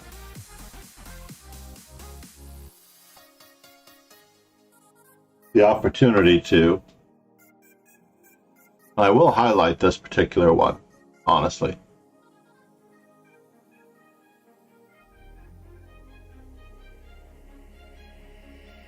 Days pass.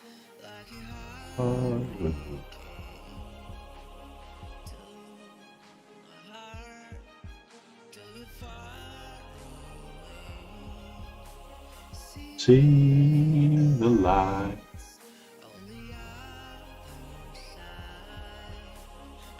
Oh, get there.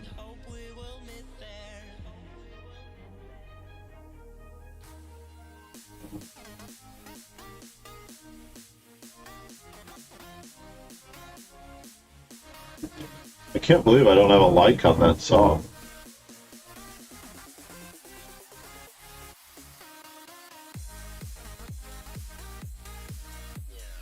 Right? Far Away is a great song.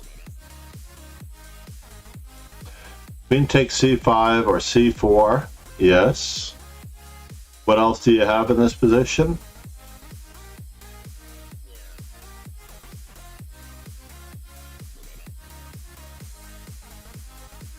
Oh, you would have found this, sir. I alluded to this earlier, by the way.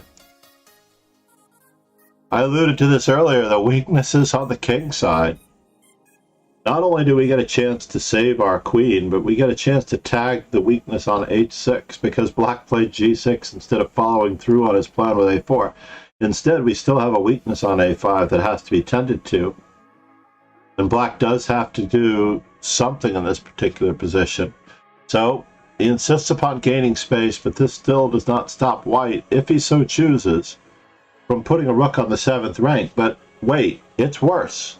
Instead, we're going to put a rook on e5, and we're going to pinpoint the d5 pawn, the isolated pawn on d5 as weakness. And it's even worse than our king side at the moment. He's not interested in the pawn on h6. White was willing to gambit the pawn on h6, right, with d6. And obviously it's an exchange of pawns, but we can refocus and gambit on this, and we still have the opportunity to go after that pawn. And the best move for black in this position is king to g7.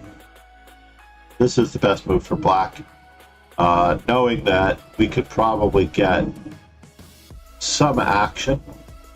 One should note that c4 is not such a great idea, because after d takes c4, this queen is hanging as well as that queen is hanging. So d takes c4 will have to be recaptured and another pawn may fall. In other words, we don't really want to play the move c4, because if d takes c4 and if rook takes, we have to deal with both a5 and this. I'm not entirely positive that we're going to be able to successfully defend this, or even attack that, because we also have a weak back rank problem. Put that in red, right? So interestingly enough, the move rook to e5, we don't have an adequate way of defending it, so king to g7 is perhaps the best move for black. Xiangzhi does not find this move, unfortunately. He continues with his long, wished-for attack on the queen side with a4, and after b takes a4, the onus is on black to prove that he can recover the material and address the problems that he's going to have on the d5 square. Not to mention the f7 square, the h6 square. We could stop here, and we have all these weaknesses around the king. The king placement for black is not that easy at all. So as it turns out, in this particular position, a4 is a very good move. But is it good enough to withstand the pressure of the king side? We mentioned don't make pawn moves where you are weak. I believe I have that as a command. I can't recall the command just yet. You can do exclam commands, I think, to find it, but that only brings up one of them. I'm not sure if it brings up lead chess. Sorry, Nightbot, Moobot, and Cloudbot all have varying commands. I should assign only one of them to the mantras that we need to follow during the game. So in this particular position, after the move b takes a4, black plays the move h5. He flinches. And the author of the book actually mentions that this is the decisive mistake, and that he has to play the move king to g7 once again. Now, of course, we already knew this because I mentioned it and addressed it last time. I didn't actually look at the book. I didn't look at the comment. But certainly I knew that he had to bat down his king side, and I had seen this game before. And now, candidate moves for white.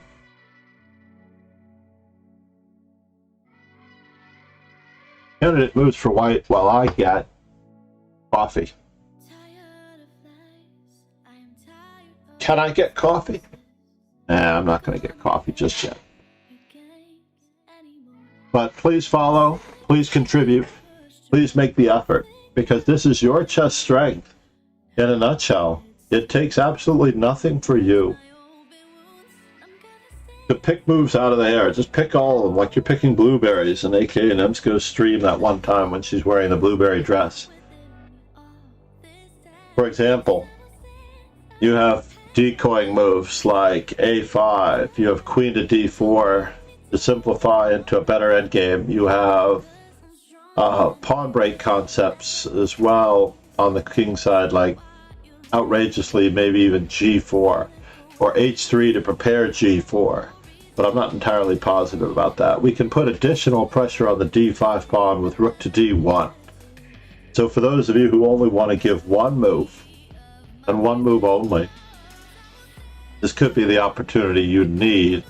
h3, by the way, alleviates the back rank. I hadn't thought about that possibility too. We need to alleviate our back rank weakness as well. That also is a possibility. We could regroup and relocate our rooks, put pressure on this pawn.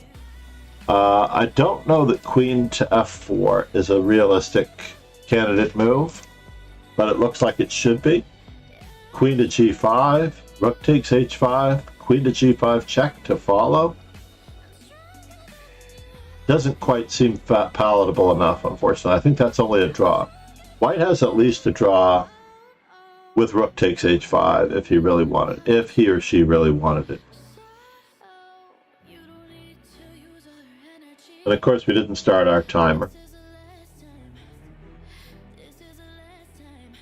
But I'm going to clobber the timer as everybody's had a chance to consider this possibility. Ivanchuk goes for certainly the best move in the position. All of those other moves were possible. Rook to c1, rook to d1, rook on 5 to e3, h3. a5 was also a possibility, but he continues with f4. And black, of course, makes every effort to try to achieve some form of counterplay here with rook on B to C8, but this does not stop Ivanchuk from following through on his idea, the very dangerous idea of planting a queen on H6, capturing on G6, etc. It's just very, very tricky here. Now, can black play queen takes C3 in this position? Well, he certainly did try. There's only one small problem, and that is after the move, queen to H6. If black were truly relying on the move, queen takes E5, then there is no possibility of rook to C1 check on the back rank because we have it covered with queen takes C1. So there is no tactic to save black in this position, and black resigned. Which is quite crazy, unfortunate, and sad, all at the same time. Because we cannot stop anything in this position, as it turns out. Let's just say he plays G takes F5, and then we just relocate our rook to the G3 square. The king is in trouble. By the way, all of these are available in our Discord and in our socials. Basically, you will find all of this information. The Discord has World Championship, great player links, great player studies, good player studies in the Discord. Be certain to subscribe to our YouTube channel. You'll also be able to follow us there. If you are not able to subscribe on Twitch, please subscribe on YouTube. It will greatly support the channel and the continued support of this. Now, interestingly enough, if we have enough time, the game that was brought up by Oddish Noob, interestingly enough, is not one of the mainline games in here, but it is a game that was played by Ivanchuk against Judith Polgar in the same opening. Believe it or not. It was... Well, hold on. This is the real one. And I need to rename the previous one. I apologize. The previous one, the previous game was Ivanchuk-Bu Xiangzhi, Nanjing 2008. That was a truly great tournament. I think that one might have been one of Joel Benjamin's last great events. I think he may have played in that as well, that Nanjing tournament. 2008. I know Magnus Carlsen played in that one. So Ivanchuk, that last game that we looked at was Ivanchuk-Bu Xiangzhi. Did I spell it right? Xiangzhi, Monaco. Nope, not Monaco, 1994. Oh my god, it was Nanjing, 2008. How tragic is that? That I would actually get that wrong on the stream title as well. C'est la vie. Everybody makes mistakes, right? Not cool. And now we're going to move on to, with a brief intermission, our stream title is going to be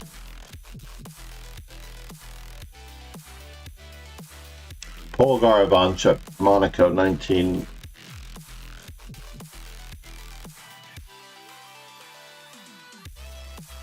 Polgar Ivanchuk, Monaco 1994. Need to set our stream title accordingly as well.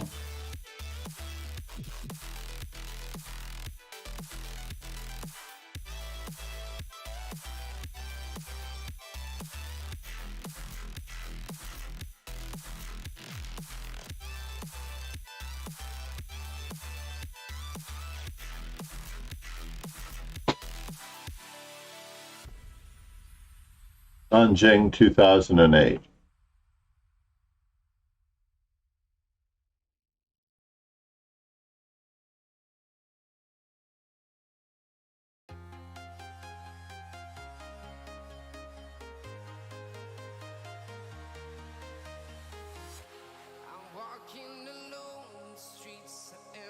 See if our YouTube title remained the same. No, it did not.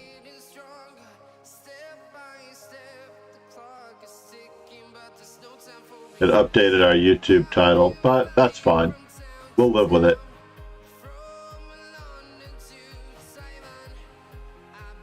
In any event, in the game Polgar Ivanchuk,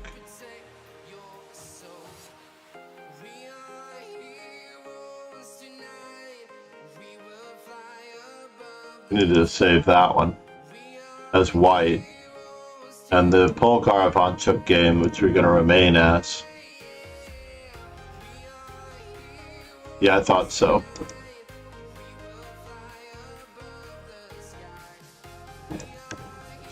We did look at that one as white. We're looking at this one as black. Now, this one comes from the same opening, by the way. Interestingly enough, the book mentions that Ivanchuk wishes to avoid.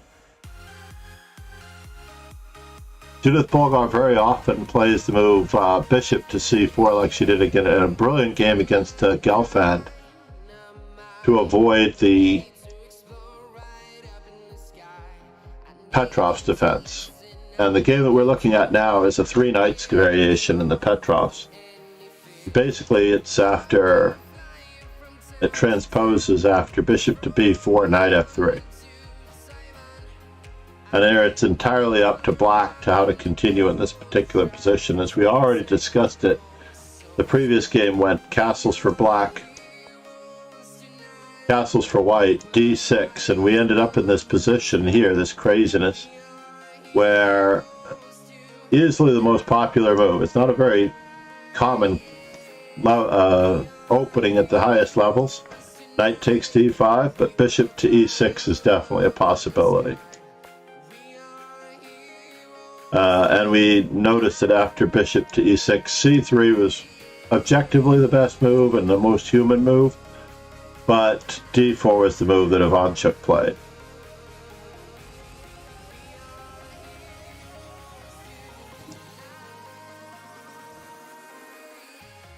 And I just wanted to mention that particular game, right? I just wanted to mention the tactic that occurred in that particular game that was of note.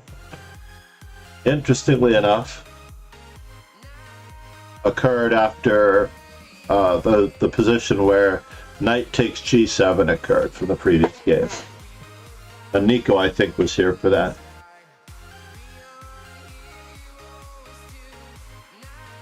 Meanwhile, back at the ranch, this opening, which Judith Polgar sometimes avoids, after e4, e5, knight f3, knight f6. Knight c3 one more time to avoid the Stafford Gambit. This is important to know. For those of you who do like to play the excitement of the Stafford Gambit, Ivanchuk evokes the 3 knights game, transposing into the variation that we just saw.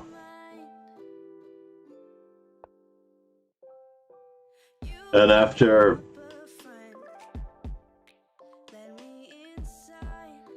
bishop to c4, it's entirely up to black to choose how to continue in this particular position.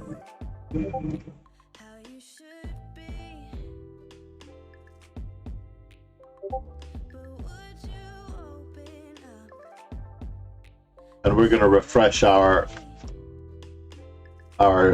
stream title now.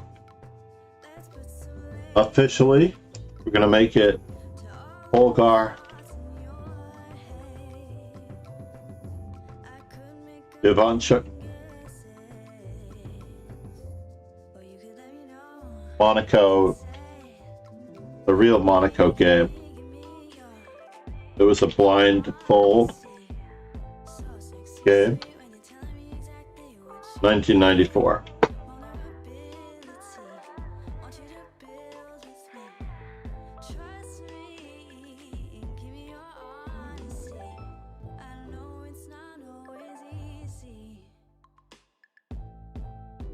Whoops.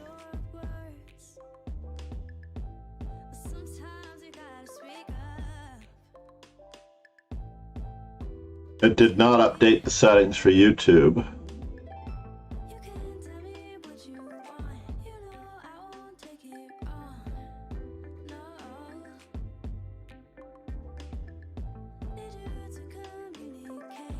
Polgar, Che, Ivanchuk.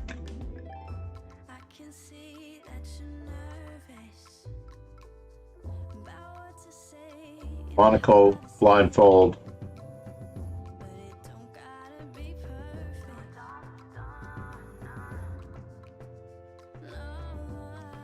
Both players are blindfolded in this particular game.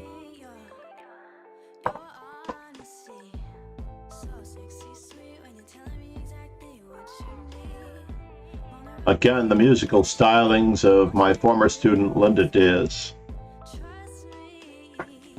Polgar, oh, thank you so much. Polgar looks just like Bu Xiangzhi. Yes, let's fix that as well while we're at it. But in this particular position after bishop c4, it is black to move. I'm going to put the candidate moves up. Candidates for black.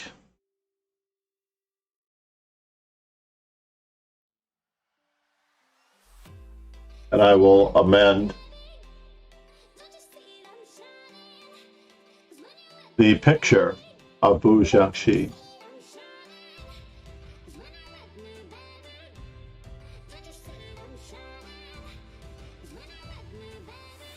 I'm going to put Ivanchuk down here.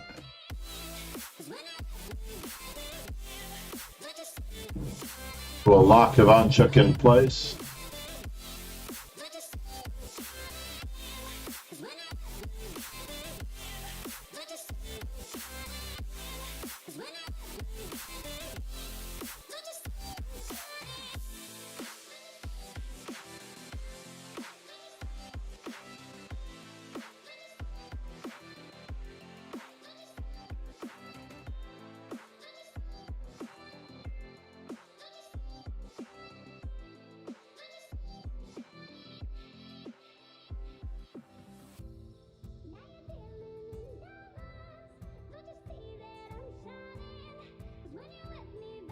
There we go. I especially like the fact that they are both looking at the board. Nicely enough.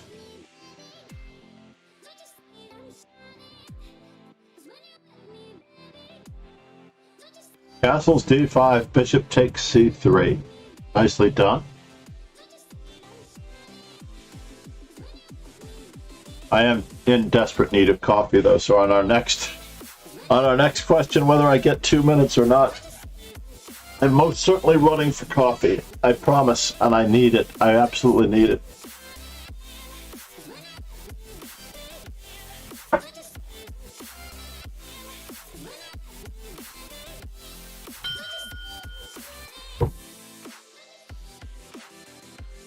And certainly the move that Ivanchuk plays is the one that disturbs the position and takes control of the position most greatly.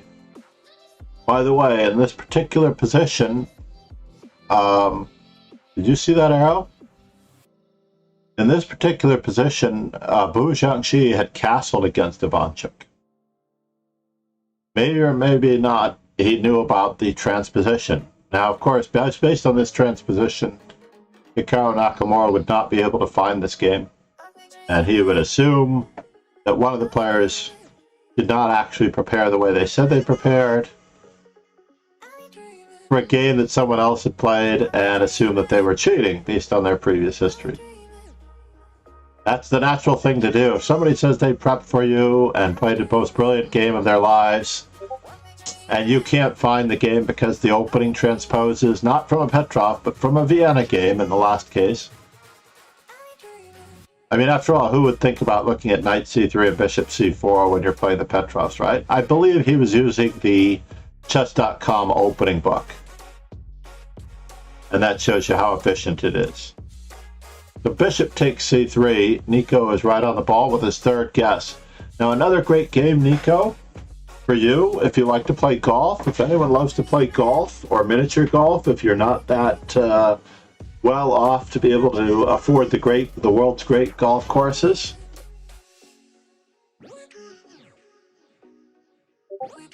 It never crosses my mind in a real game. Honestly, I disagree with that notion. You have to have a mindset for fair play and or being ripped off. Basically, it never crosses my mind that my opponent is cheating. It did cross my mind when my opponent made all of his moves away from the board. I've once played a player in the Chicago Open, and I literally was at the board. This young player leaves the board after every move extensively. And like I'm figuring he's in the hallway talking to his parents or he's doing something, right? And he just crushes me. Crushes me. After the game, I checked the game with a computer, and he did not necessarily use a computer for the game. And you can easily see it with Magnus Carlsen. Hans Niemann never really left the board. The entire world is watching him. At that level, it's very, very difficult.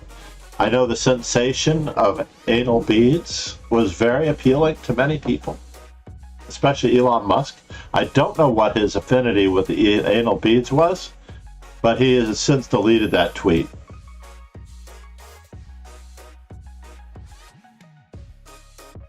But we're talking about something you did as a kid, you know?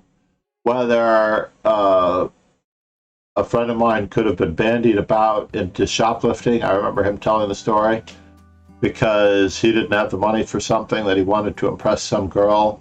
This was in high school, I think. I don't remember what year. Could have been junior high school. I went to the same school throughout. But needless to say, he was caught. He was caught shoplifting. Therefore, now you have to wonder, is he always going to be a shoplifter? Every time he goes into a store, do you think that he's going to do that again? No. Honestly, I am positive that the embarrassment of that moment and getting caught trying to steal something from a store overtly, even like obviously today it's probably even harder with all the security cameras and everything on every aisle. But I was an assistant manager of a convenience store, and I did not like to believe that anybody was shoplifting until they were. I remember this fellow looking over his shoulder at me, or when I was in the store, and I'm doing. I was an assistant manager on the midnight shift, and at some moment I see him walking back, and he's not making a purchase, and I called him out. I said, "Just hand it over.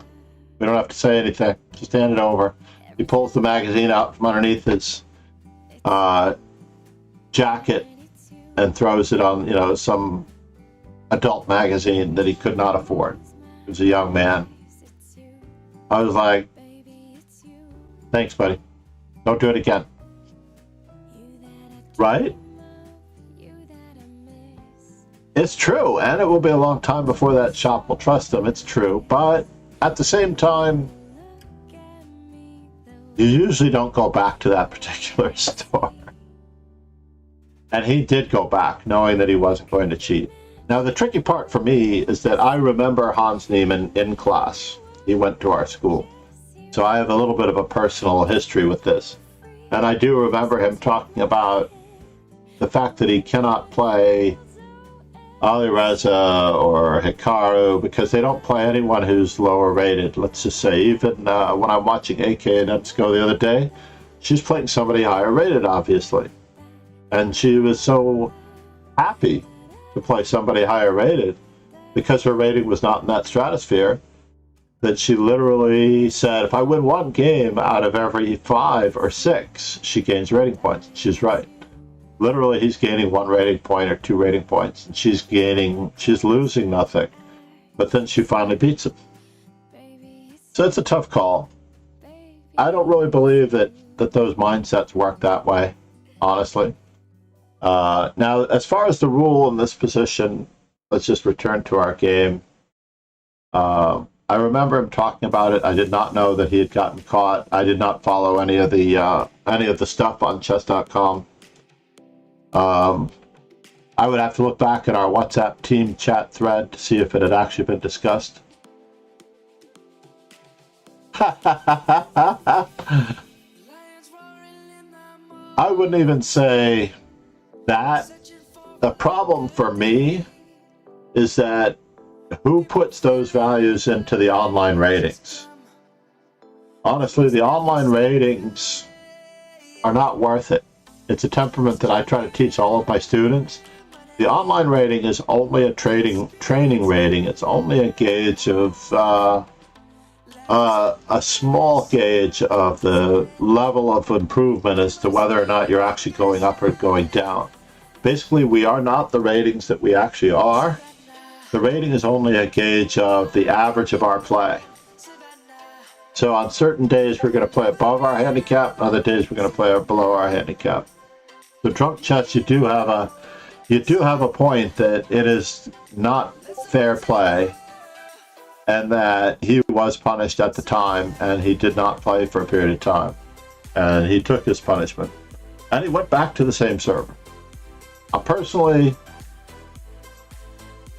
I would not go back to the same server because I have had other students who were banned from chess.com. I don't necessarily know that they were cheating, honestly. I do know that their cheating method detection seems to be a lot like the pit boss trying to catch blackjack card counters, right? Because they banned Ali Reza. So is Ali Reza a cheat? Ali Reza was banned from chess.com for cheating. So now we have Ali Reza versus Hans. There is a delay, by the way. There was a 30-minute delay. Most poker tournaments have a 1-hour delay because they like to show the cards and online. Yes, Ali Reza was banned, and Danny Renz discussed it on chess.com during one of the streams. Now, of course, every time he plays a game, does anybody bring this up? No. Now, the reason why Hans was brought up, or the reason why Hans was dragged over the coals, is because Hikaru Nakamura is extremely jealous of him and has always said things and always pointed out everything about Hans because they found out he was actually a good player. Because they found out he was actually a good player. Yeah. But ultimately, Danny Renz said that he did the research into Ali Reza and he was banned merely for beating good players. Apparently, Ali Reza was banned for beating players that were higher rated than him on a consistent basis. And his father pleaded his case. Now, I've also tried to plead the case for students, but I was not as influential because they had to pay for a brand new account.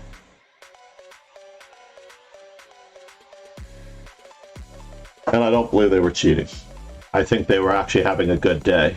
On that particular day, they were having a very good day, and I know it from a personal fact that this person at the time was about 1,600, now they're 2,000, you know, and they were a kid.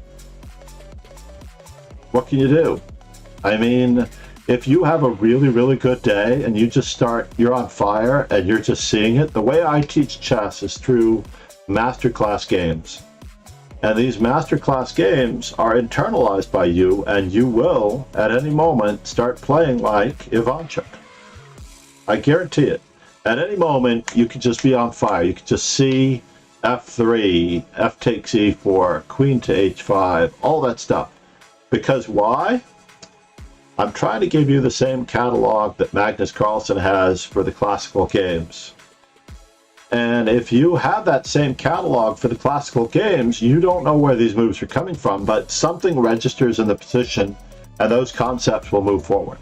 Now, let's just say that you're playing above your rating for 2 or 3 games and your opponents report you for cheating. Guess what? Your account is closed because you had a good day. Now, I don't believe that they're basically doing this on a basis of, will the person admit that they were cheating? Or will they not? It's like a big bluff. will the person admit in the casino that he was actually counting cards at blackjack? Because they do kick you out of the casino and they do ban you in the casino. They can't prove it. They can't compare your play necessarily against computers. But remember, the formula in blackjack is so absolute. Like, I've played winning blackjack nights. I don't like to play a lot of casino games, but I do like formula games like blackjack and others. And poker is not really gambling if you're playing it well. It's speculative. It's a speculative investment. But on average, if you are in this particular position where you're playing well and you get banned. So why was Ali Reza unbanned? Because Danny Rent said, he's actually a good player, guys. We have to unban him.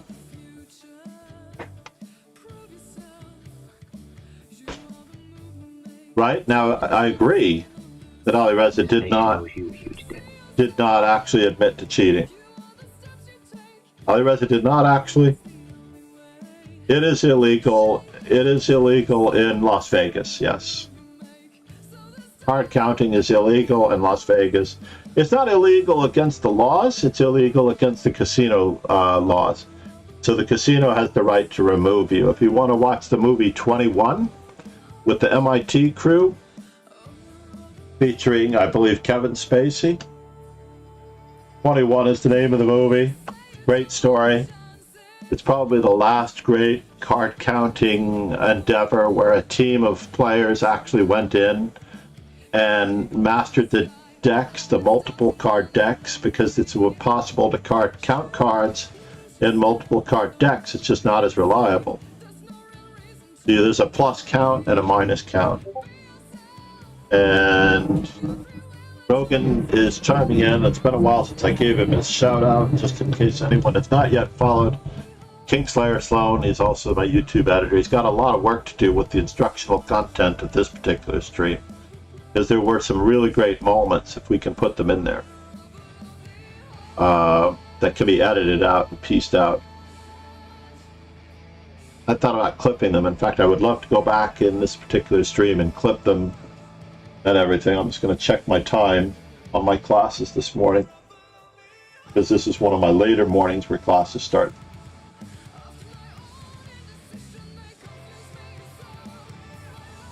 So I have to leave before 9, and it is 7:52.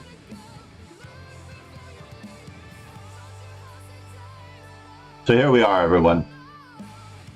In this particular game, d6, castles, knight on b to d7, rook to e1. We're just going to finish this opening as we are trying to establish everything that we can. Knight to d2. Now, Judith Polgar is playing white. This is an uncharacteristic move for Judith Polgar. Judith Polgar is a forward-moving player. So going back in time here in this particular position, a more aggressive move, which of course is not as good, bishop g5. Bishop to d3 is too passive. Is there a way to sacrifice the pawn? I don't think so. Knight to g5 also is forward moving. I also think that it's wrong of Judith Polgar to be in this particular position. If she really wanted to maintain a little bit of an initiative here, she probably couldn't be in this position, and this is one of the reasons why she avoids the Petrovs. Rook e1, castles, a4, knight to c5, knight to d2. All these moves transposing. She's actually clearing the square f3. And at this moment, because of the situation of white's queen, I believe that black is better. Bishop to g4, queen to g3. She's trying to maintain her presence as much as she can. But one of the truly great things about Petrosian year by year is that he believed that chess was such a logical game. You didn't go against the rules. So chances are, in this particular position, white probably had to suck it up and play queen e3, f3, and start battening down the hatches. Right? Just had to start battening down the hatches. However, I've been streaming for a while. I'm worried the music will run out and it'll start playing copyrighted music. Bishop to e6 by Ivanchuk. She wants to keep pieces on the board as an attacking player. However, this is probably not in her best interest. She could have induced more weaknesses with bishop to b5, or perhaps simply just exchanged and accepted the possibility that the opponent will recapture with the pawn or with the knight, and we'll have a continuation very similar to the game. Instead, Judith Polgar chose the move bishop f1. And now Ivanchuk manages to achieve a very similar fighting concept for black. All right, Rogan, here we are. Please be certain to follow on all of the socials and join our Discord. Subscribe to the YouTube. And I'm trying to post some chess content on Instagram, although it's mostly of a personal nature. But on Twitter, we are going to be sharing a lot of chess knowledge, along with an aside on political content and everything. So candidates for black in this particular position, everyone. While I run for coffee. I have exactly 1 hour to enjoy my coffee. Candidates for black. I'm not going to put the intermission screen on, I don't think. What does the intermission screen look like? Now, I'm not going to put the intermission screen on, but I will be back. This is a coffee break, an official coffee break.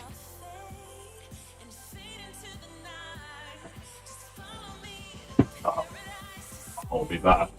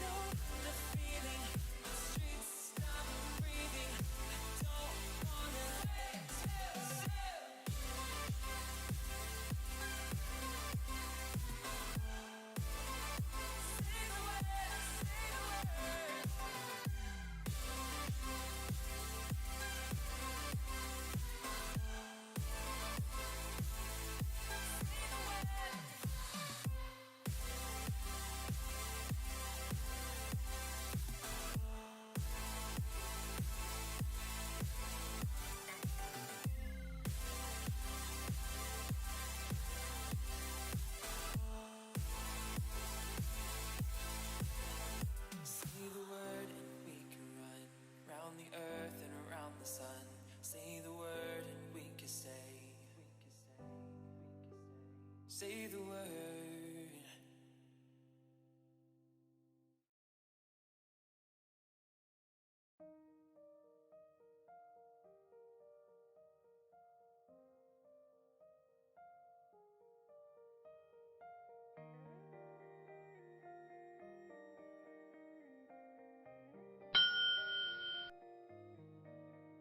보고 싶다. 이렇게 말하니까 더 보고 싶다. 너의 사진을 보고 있어도 보고 싶다. 너무 약속한 시간. 나는 우리가 밉다. 이젠 얼굴 한번 보는 것조차 힘들어진 우리가. 여긴 온통 겨울뿐이야. 8월에도 겨울이 와. 마음은 시간은 달려가네. 홀로 남은 설국 열차. 네 손 잡고 지구 반대편까지 가. 겨울을 끝내고파. 그리움들이 얼마나 눈처럼 내려야 그 봄날이 올까. 허공을 떠도는 작은 먼지처럼 작은 먼지처럼 날리는 눈이 나라면 조금 더 빨리 내게 닿을 수 있을 텐데 눈꽃이 떨어져요 또 조금씩 멀어져요 보고 싶다 보고 싶다 보고 싶다 보고 싶다 얼마나 기다려야 또 몇 밤을 더 세워야 널 보게 될까 널 보게 될까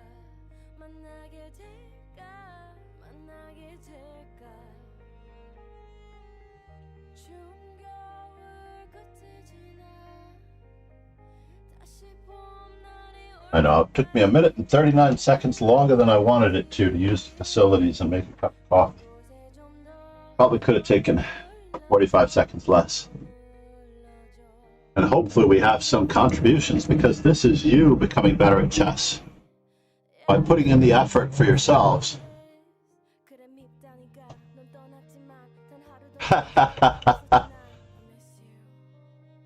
No, this is a good concept that I want everybody to, and I have often told this to students. Basically, there are magical attacking squares. There are 2 very magical attacking squares. In the previous game, I just want you to know that white obtained a knight on f5 that was attacking g7. All right? White obtained a knight on f5 that was attacking g7. So therefore, Kingslayer Sloan has found the hint, and we're going to play knight h5, knight f4, and we're going to be going after the g2 square, or the white squares in general, in this particular case. And I would love to give that move an exclamation mark. Whoops. So, obviously, knight f4, knight c4, and f5 is the next most logical continuation to continue the attack. The weak point f3 is also in the cards.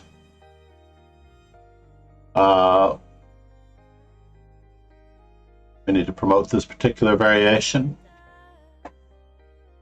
Going back, I just wanted to mention that in the previous game, I just wanted to go back in time here for the previous game, which was Xiangzhi. This is, by the way, this orientation should be white. When Ivanchuk was playing white in this particular position, he achieved the same exact concept here with knight f5, and we see that he is going after all of these squares. And we talked about the possibility after f3 being rather incredible. And of course, someone's suggestion of bishop to b3 would have also required knight takes g7. And this concept of going after the king side with queen h6. So keep that in mind. There's also a very famous Karyakin game, could also have come from the Petrovs, in a very similar line. Rook takes f5.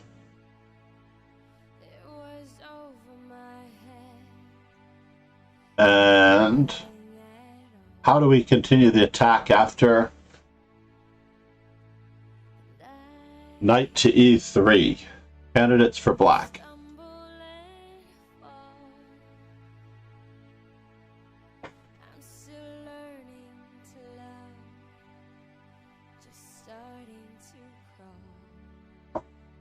Don't worry, I still have study streams for Pegasus. I've taken them off the cards for the moment as far as the rewards go. Mainly because I was behind.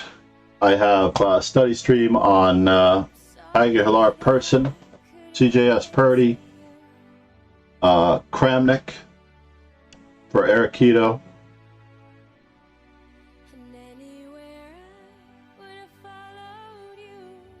My memorable games, I've done 3 of which in streams on YouTube, by the way. I have a My Memorable Games playlist on YouTube. Please check our link.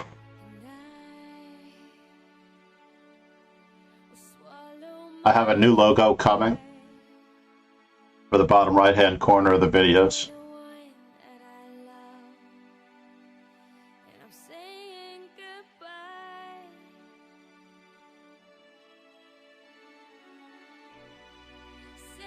Something I'm giving up. This is a great big world.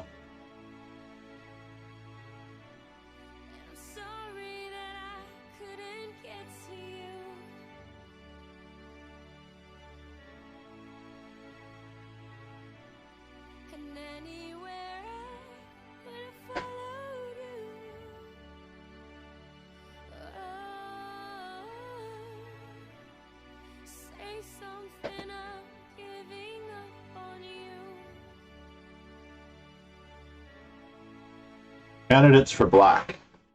Say something, So now, I'm up on you. there are a couple of obvious choices. We could regroup by retreating the rook and heading for more.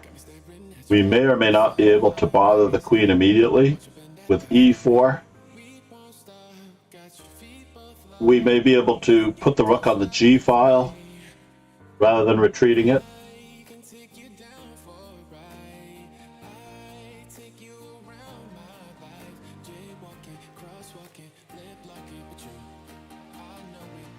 We do have the g5 square under control though, so the queen coming to g5, perhaps not right away, could be the move. We could be hesitating with the idea of moving the rook so that we can play bishop to d5. Not one person contributing.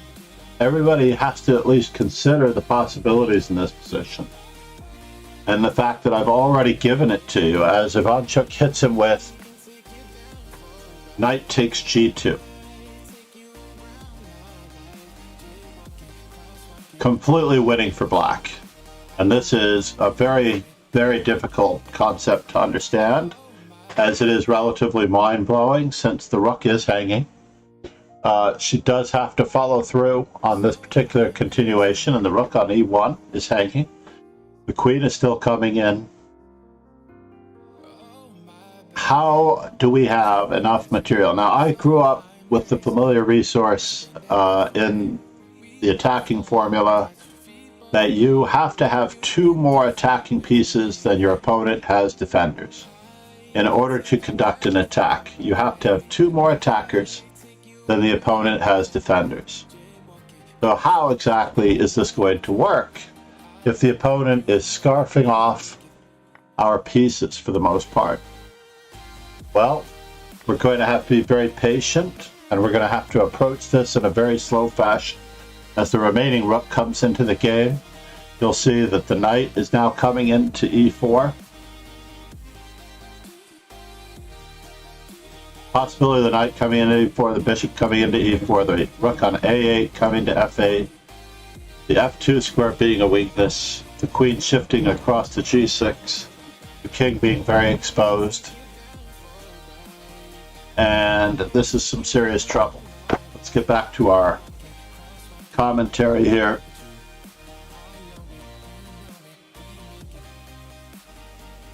Very limited commentary in the book in this particular case. For the most part, but this is one of Ivanchuk's more standardized games as he plays for amazing counterplay. He has not really sacrificed a rook, and he's exposed his opponent's king at no extra cost. So he's basically up a pawn, and he's threatening another pawn, should anyone be that materially minded. So bishop to g2, crossing and covering, queen to g6, threatening bishop e4, bishop takes f3. And it is time for white to start trying to batten down the hatches. Now, Judith does not find the best defensive move. I do have 2 books set aside for defensive sessions. We're going to talk about how to defend in chess using Agard's amazing book from his early quality chess days, Practical Chess Defense, an amazing volume which is out of print. Has tremendous numbers of exercises and discussions of what you need to do. I would say that this book should be in the Grandmaster Preparation series the way it's laid out. It was an early one. And we have the amazing Mikhail Marin, who's doing commentary on the World Youth Championships in Romania. Today is the last day of the World Youth Championships in Romania, and the first day, or the starting day, of the World Youth Championships under age 8, 10, and under age 12. And the one that is ending in Romania is under age 14, under age 16, and under age 18. It became so big they had to divide it into 2 separate World Youth Championships. We're going to head over after this for a brief Chess 24 review if we have time.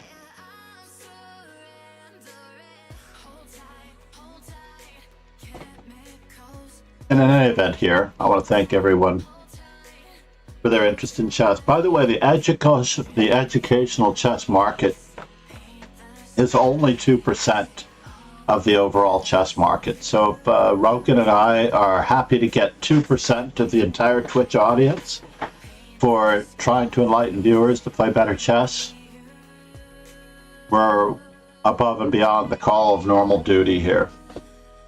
So interestingly enough, personally I feel that White's best move is queen to e3.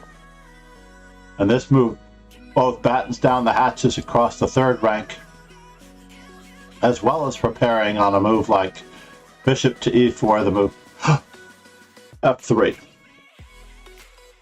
without losing any further comments. Unfortunately, we're just plain losing in material after bishop takes c2. The a4 pawn is falling, the rook is coming into the game, and the pressure remains on g2, and the king is still in danger.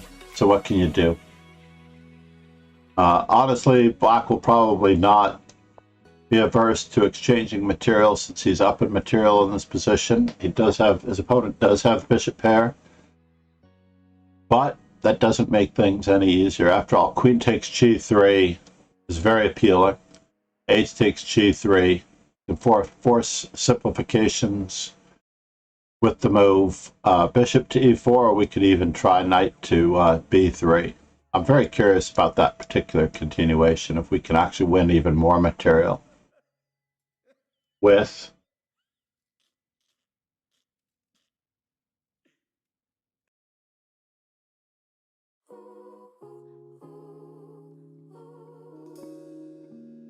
musical stylings of Linda Diaz. Please check her out on Spotify, YouTube. Former student, performing artist. But yeah, I'm very tempted to play knight to b3, but it's not among the top 5 moves. Dude, isn't that winning a piece? Ah, bishop to d5 check, bishop takes, and then it becomes rooks and bishops of opposite colors. Yuck. So c6 makes sense in this particular position. We have enough.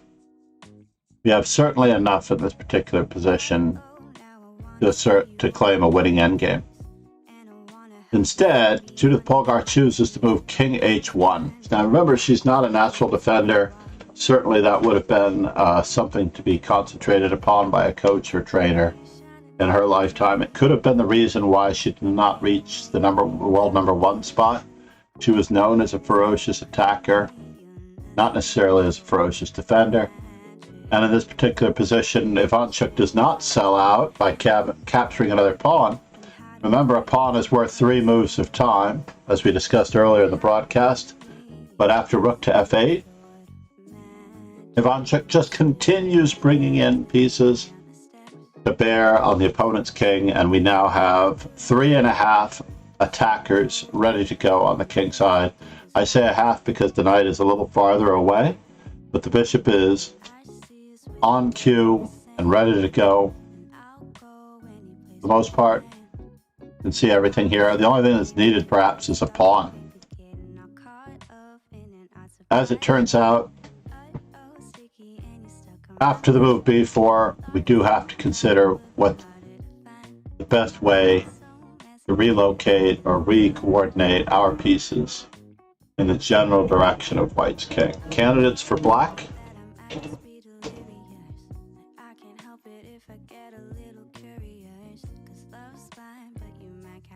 Candidate moves for Black in this position.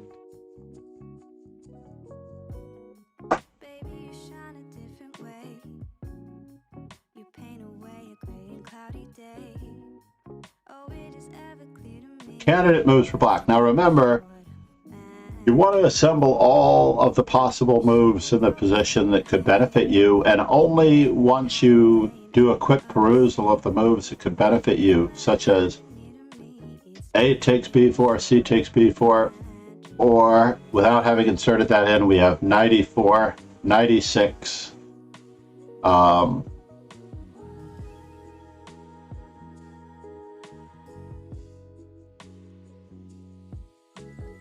This is where you pitch in here.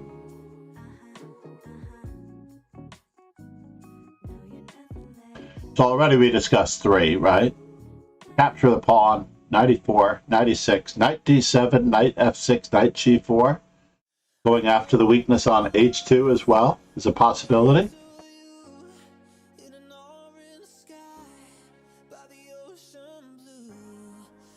Am I overlooking anything?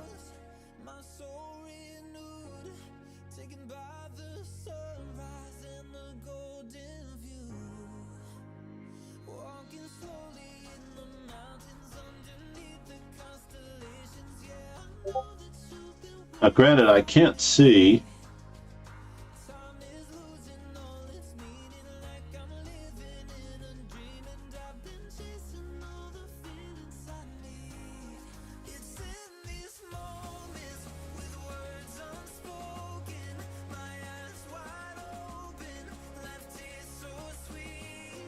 All of the possibilities here, but Ivanchuk chooses. All right, time's up. Spit him out. The best move in the position is. So now once you have all those candidate moves, you will be doing the process of comparing what are the good moves, what are the better moves, what could be the best move from your candidate moves. And you'll basically be sorting them like the organizer on Netflix, Miss Kondo. Maria Kondo tackles chess. Now, Ivanchuk, of course, goes very directly for the throat with bishop to e4. Now, of course, a capture on e4 is going to be met by knight takes, not queen takes, because we don't want to. Yeah, bishop to e4, very good. And I think knight to e4 was probably the second best move in the position, right? A takes b4. 96 and 94 were all the next runners up in that particular position. But after e4, Judith Polgard does not find the best possible continuation for defending. It would be best for her to just barnacle and play queen to f1,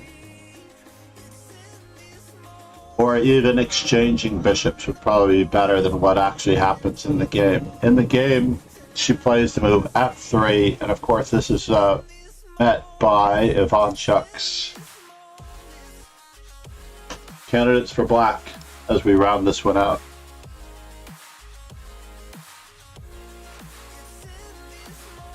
You can't play bishop to e4 without having an idea of the candidate moves and the possibilities for the following move. So now we talk about our tree of analysis a little bit.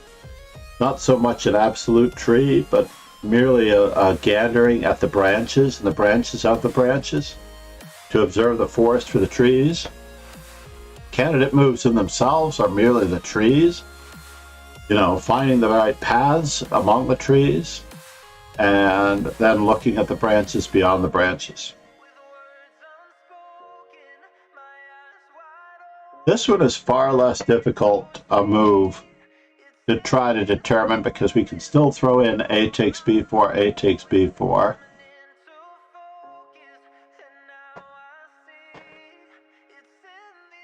And there are really only a couple of other possibilities. However you choose to see it, because we only have so many attacking possibilities. Notice that literally white is down in material here. The rook on a1 has never entered the game. The bishop on c1 is a spectator, and she's violated my first mantra of placing the rooks. The stronger player gets the rooks to the right squares faster and better than the opponent.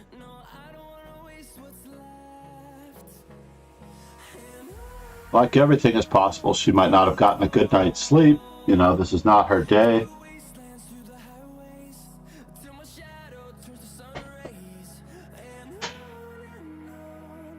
But yeah, in the 6 seconds that we have left, you know the dynamic player that Ivanchuk is. We will not hesitate in capturing free material.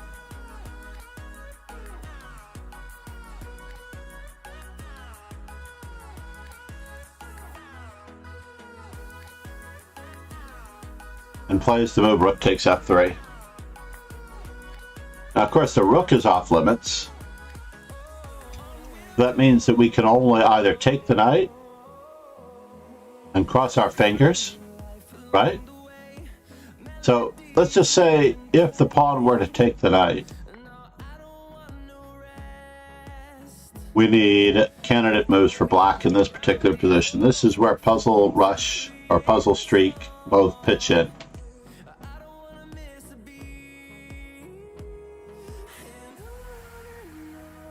And it's not at all that difficult to find this particular move. This is one of those moments where everything to a certain extent is forced. And so the hard part is that once you see a rather dynamic move, you may want or wish to start analyzing it right away. But if you can hold out and keep looking for possibilities, right, other than that first dynamic move, you'll serve yourself a little bit better.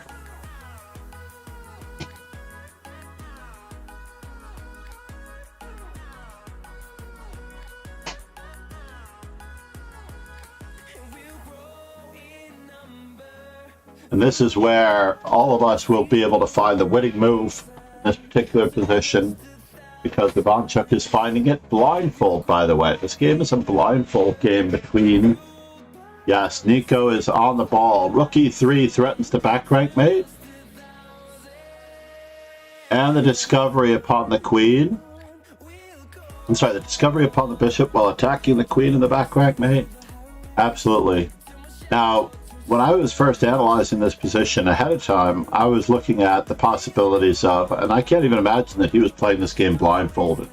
The Melody Amber Rapid Tournament in the mid-90s, the early to mid-90s, basically consisted of a rapid chess event, and a very wealthy Monaco resident would sponsor this tournament on behalf of his daughter, Amber, Melody Amber, who loved chess, and he decided to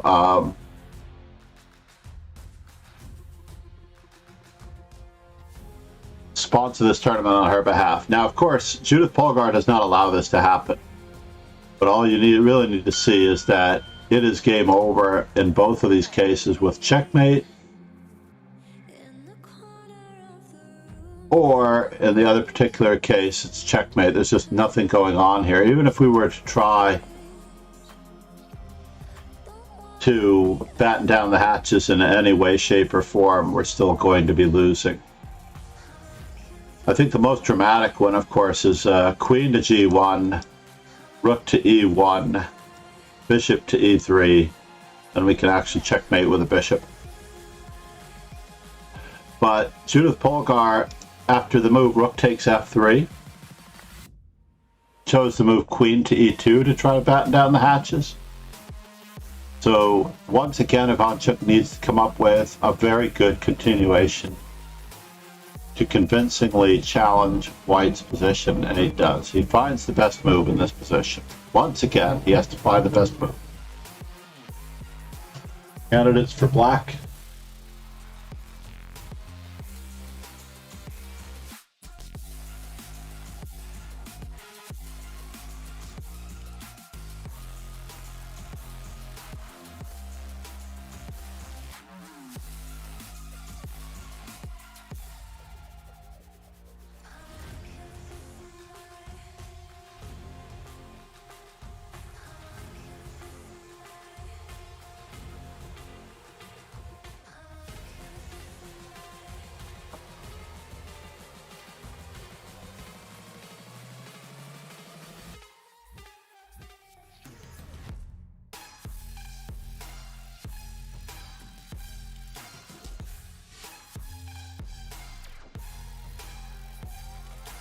And this is where you become a better player, not by the act of finding the move. You don't even have to find the correct move. Don't even give up trying to find the best move, because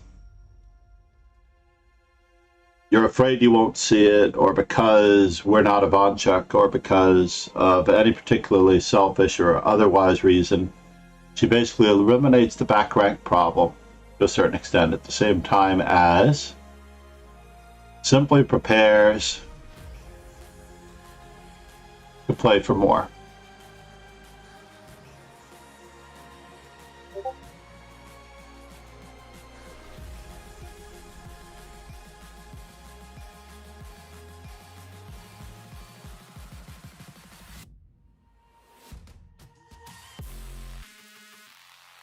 And it is quite incredible, the move that Ivanchuk plays.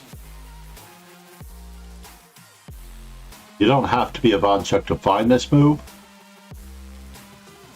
You don't have to be Ivanchuk to consider this move.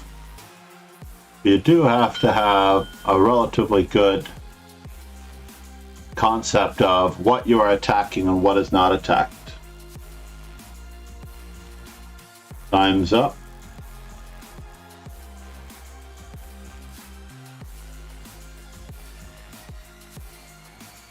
Certainly rook takes c3 does create problems. I mean, you can also just play and retreat the rook, because the threats to the back rank are there. You're threatening queen takes g2 check and rook to f1 mate. So if the rook retreats along the f file, queen takes g2 is a threat. Unfortunately, we will not be able to salvage everything in this particular position. But let's just go back to Agard's questions. What are the worst placed pieces? What is our opponent's idea? May not be as important in so much respects here, but we do have to keep in mind that they would like to take the knight. And he plays two very quiet moves here. The weakest piece in the white position, besides the bishop on g2, is the queen on e2. So Ivanchuk attacks the queen on e2 with the queen to g4. And at this moment in time, we can no longer play the move h3 because a rook takes f3 check. I'm sorry, rook takes h3 check, king to g1. Bishop takes g2, queen takes g2, and rook to g3.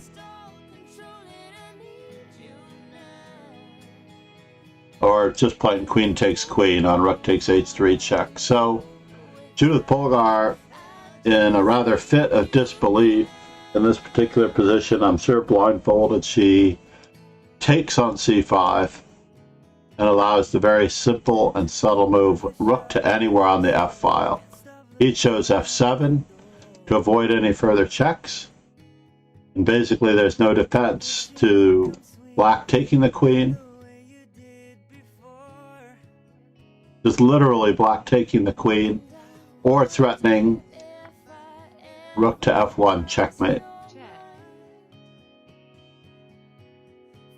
So unfortunately after rook to f7, Judith Polgar had to resign as she is severely outgunned here.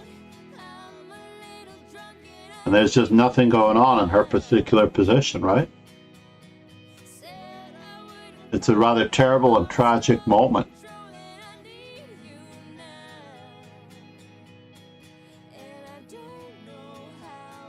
But these terrible and tragic moments happen to the best of players.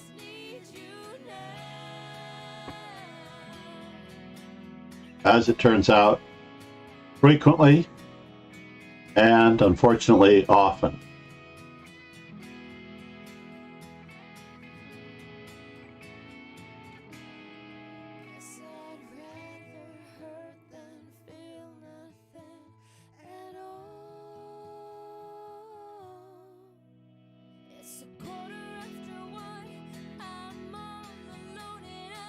And like I said, you do have to put every ounce of effort into finding these particular moves. And it doesn't matter if you don't find the moves. What matters is that you made the effort to finding the moves, which is a rather incredible part of the daily training. Now, just because you are studying chess Doesn't mean that you can't practice, so please make sure that you are a member of the dojo. Did I lose my stream? Am I disconnected? I tried typing into the chat and nothing happened. Is that why no one answered? You're all gone. God help me. Let's try that one more time.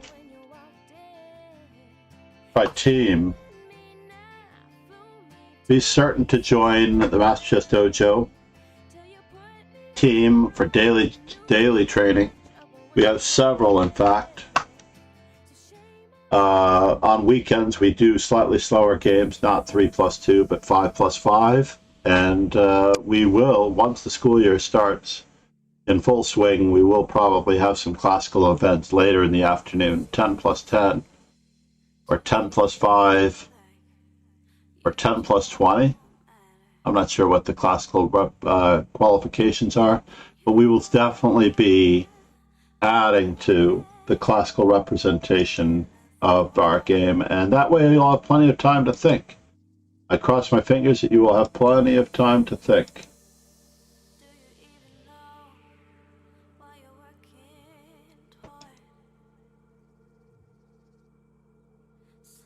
And applying yourself regularly in this basis.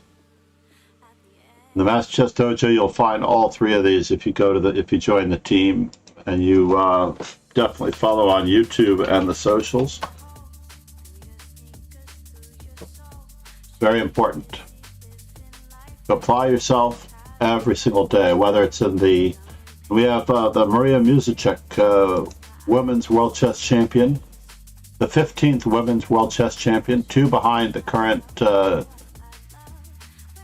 Wenjun, who's the 17th Women's World Chess Champion. Magnus Carlsen has made it possible to even out the number, as whoever succeeds him, since he's abstaining, will become the... Oh, and tomorrow is Bruce Pandolfini's birthday, which is a great, great thing. Isabel Choco's U.S. Olympiad coach and trainer and captain John Donaldson's birthday is next weekend on the 24th, on the Saturday. Sam Shanklin's birthday is on Saturday, October 1st. I believe I have to start adding some more. Nope, there are more. Camille Dessereau, lovely young lady who I met in Oslo, maybe a half a dozen years ago or so, when she played in the same tournament. I think it might have been a little more than a half a dozen years ago. Wesley So's birthday is coming up. Arthur Bisquire's birthday is coming up. Basically, we're going to have a training event for each of these guys whenever we can.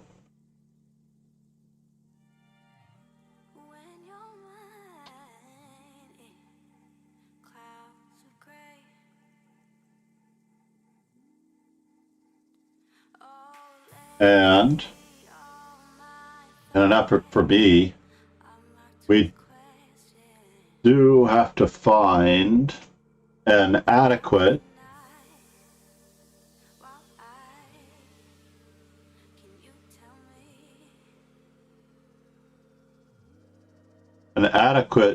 place for us to go. I tell you, there's not that many to choose from here. Babyface Nelson or Betamaster is streaming, but he is on a break at the moment. Probably in the facilities. I don't blame him. You can only stream for so long without necessarily getting there from here.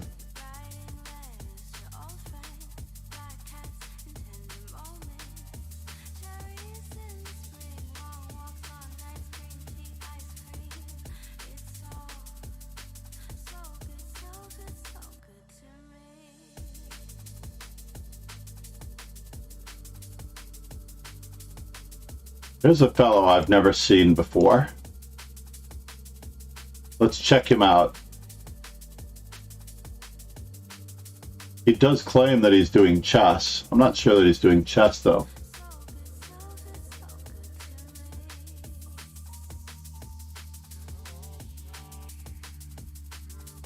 Or we could just raid chess, the channel.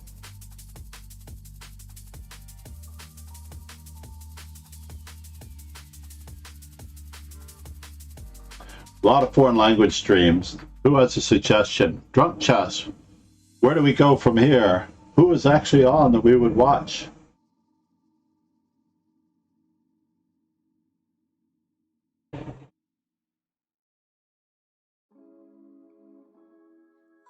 Chess Station.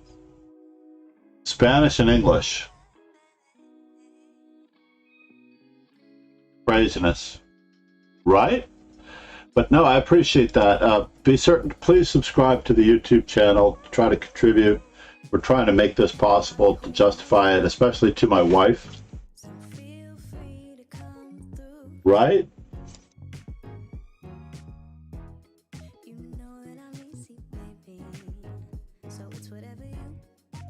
All right. We're going to give this fellow the nod here, as he has. Copy. He is streaming in English.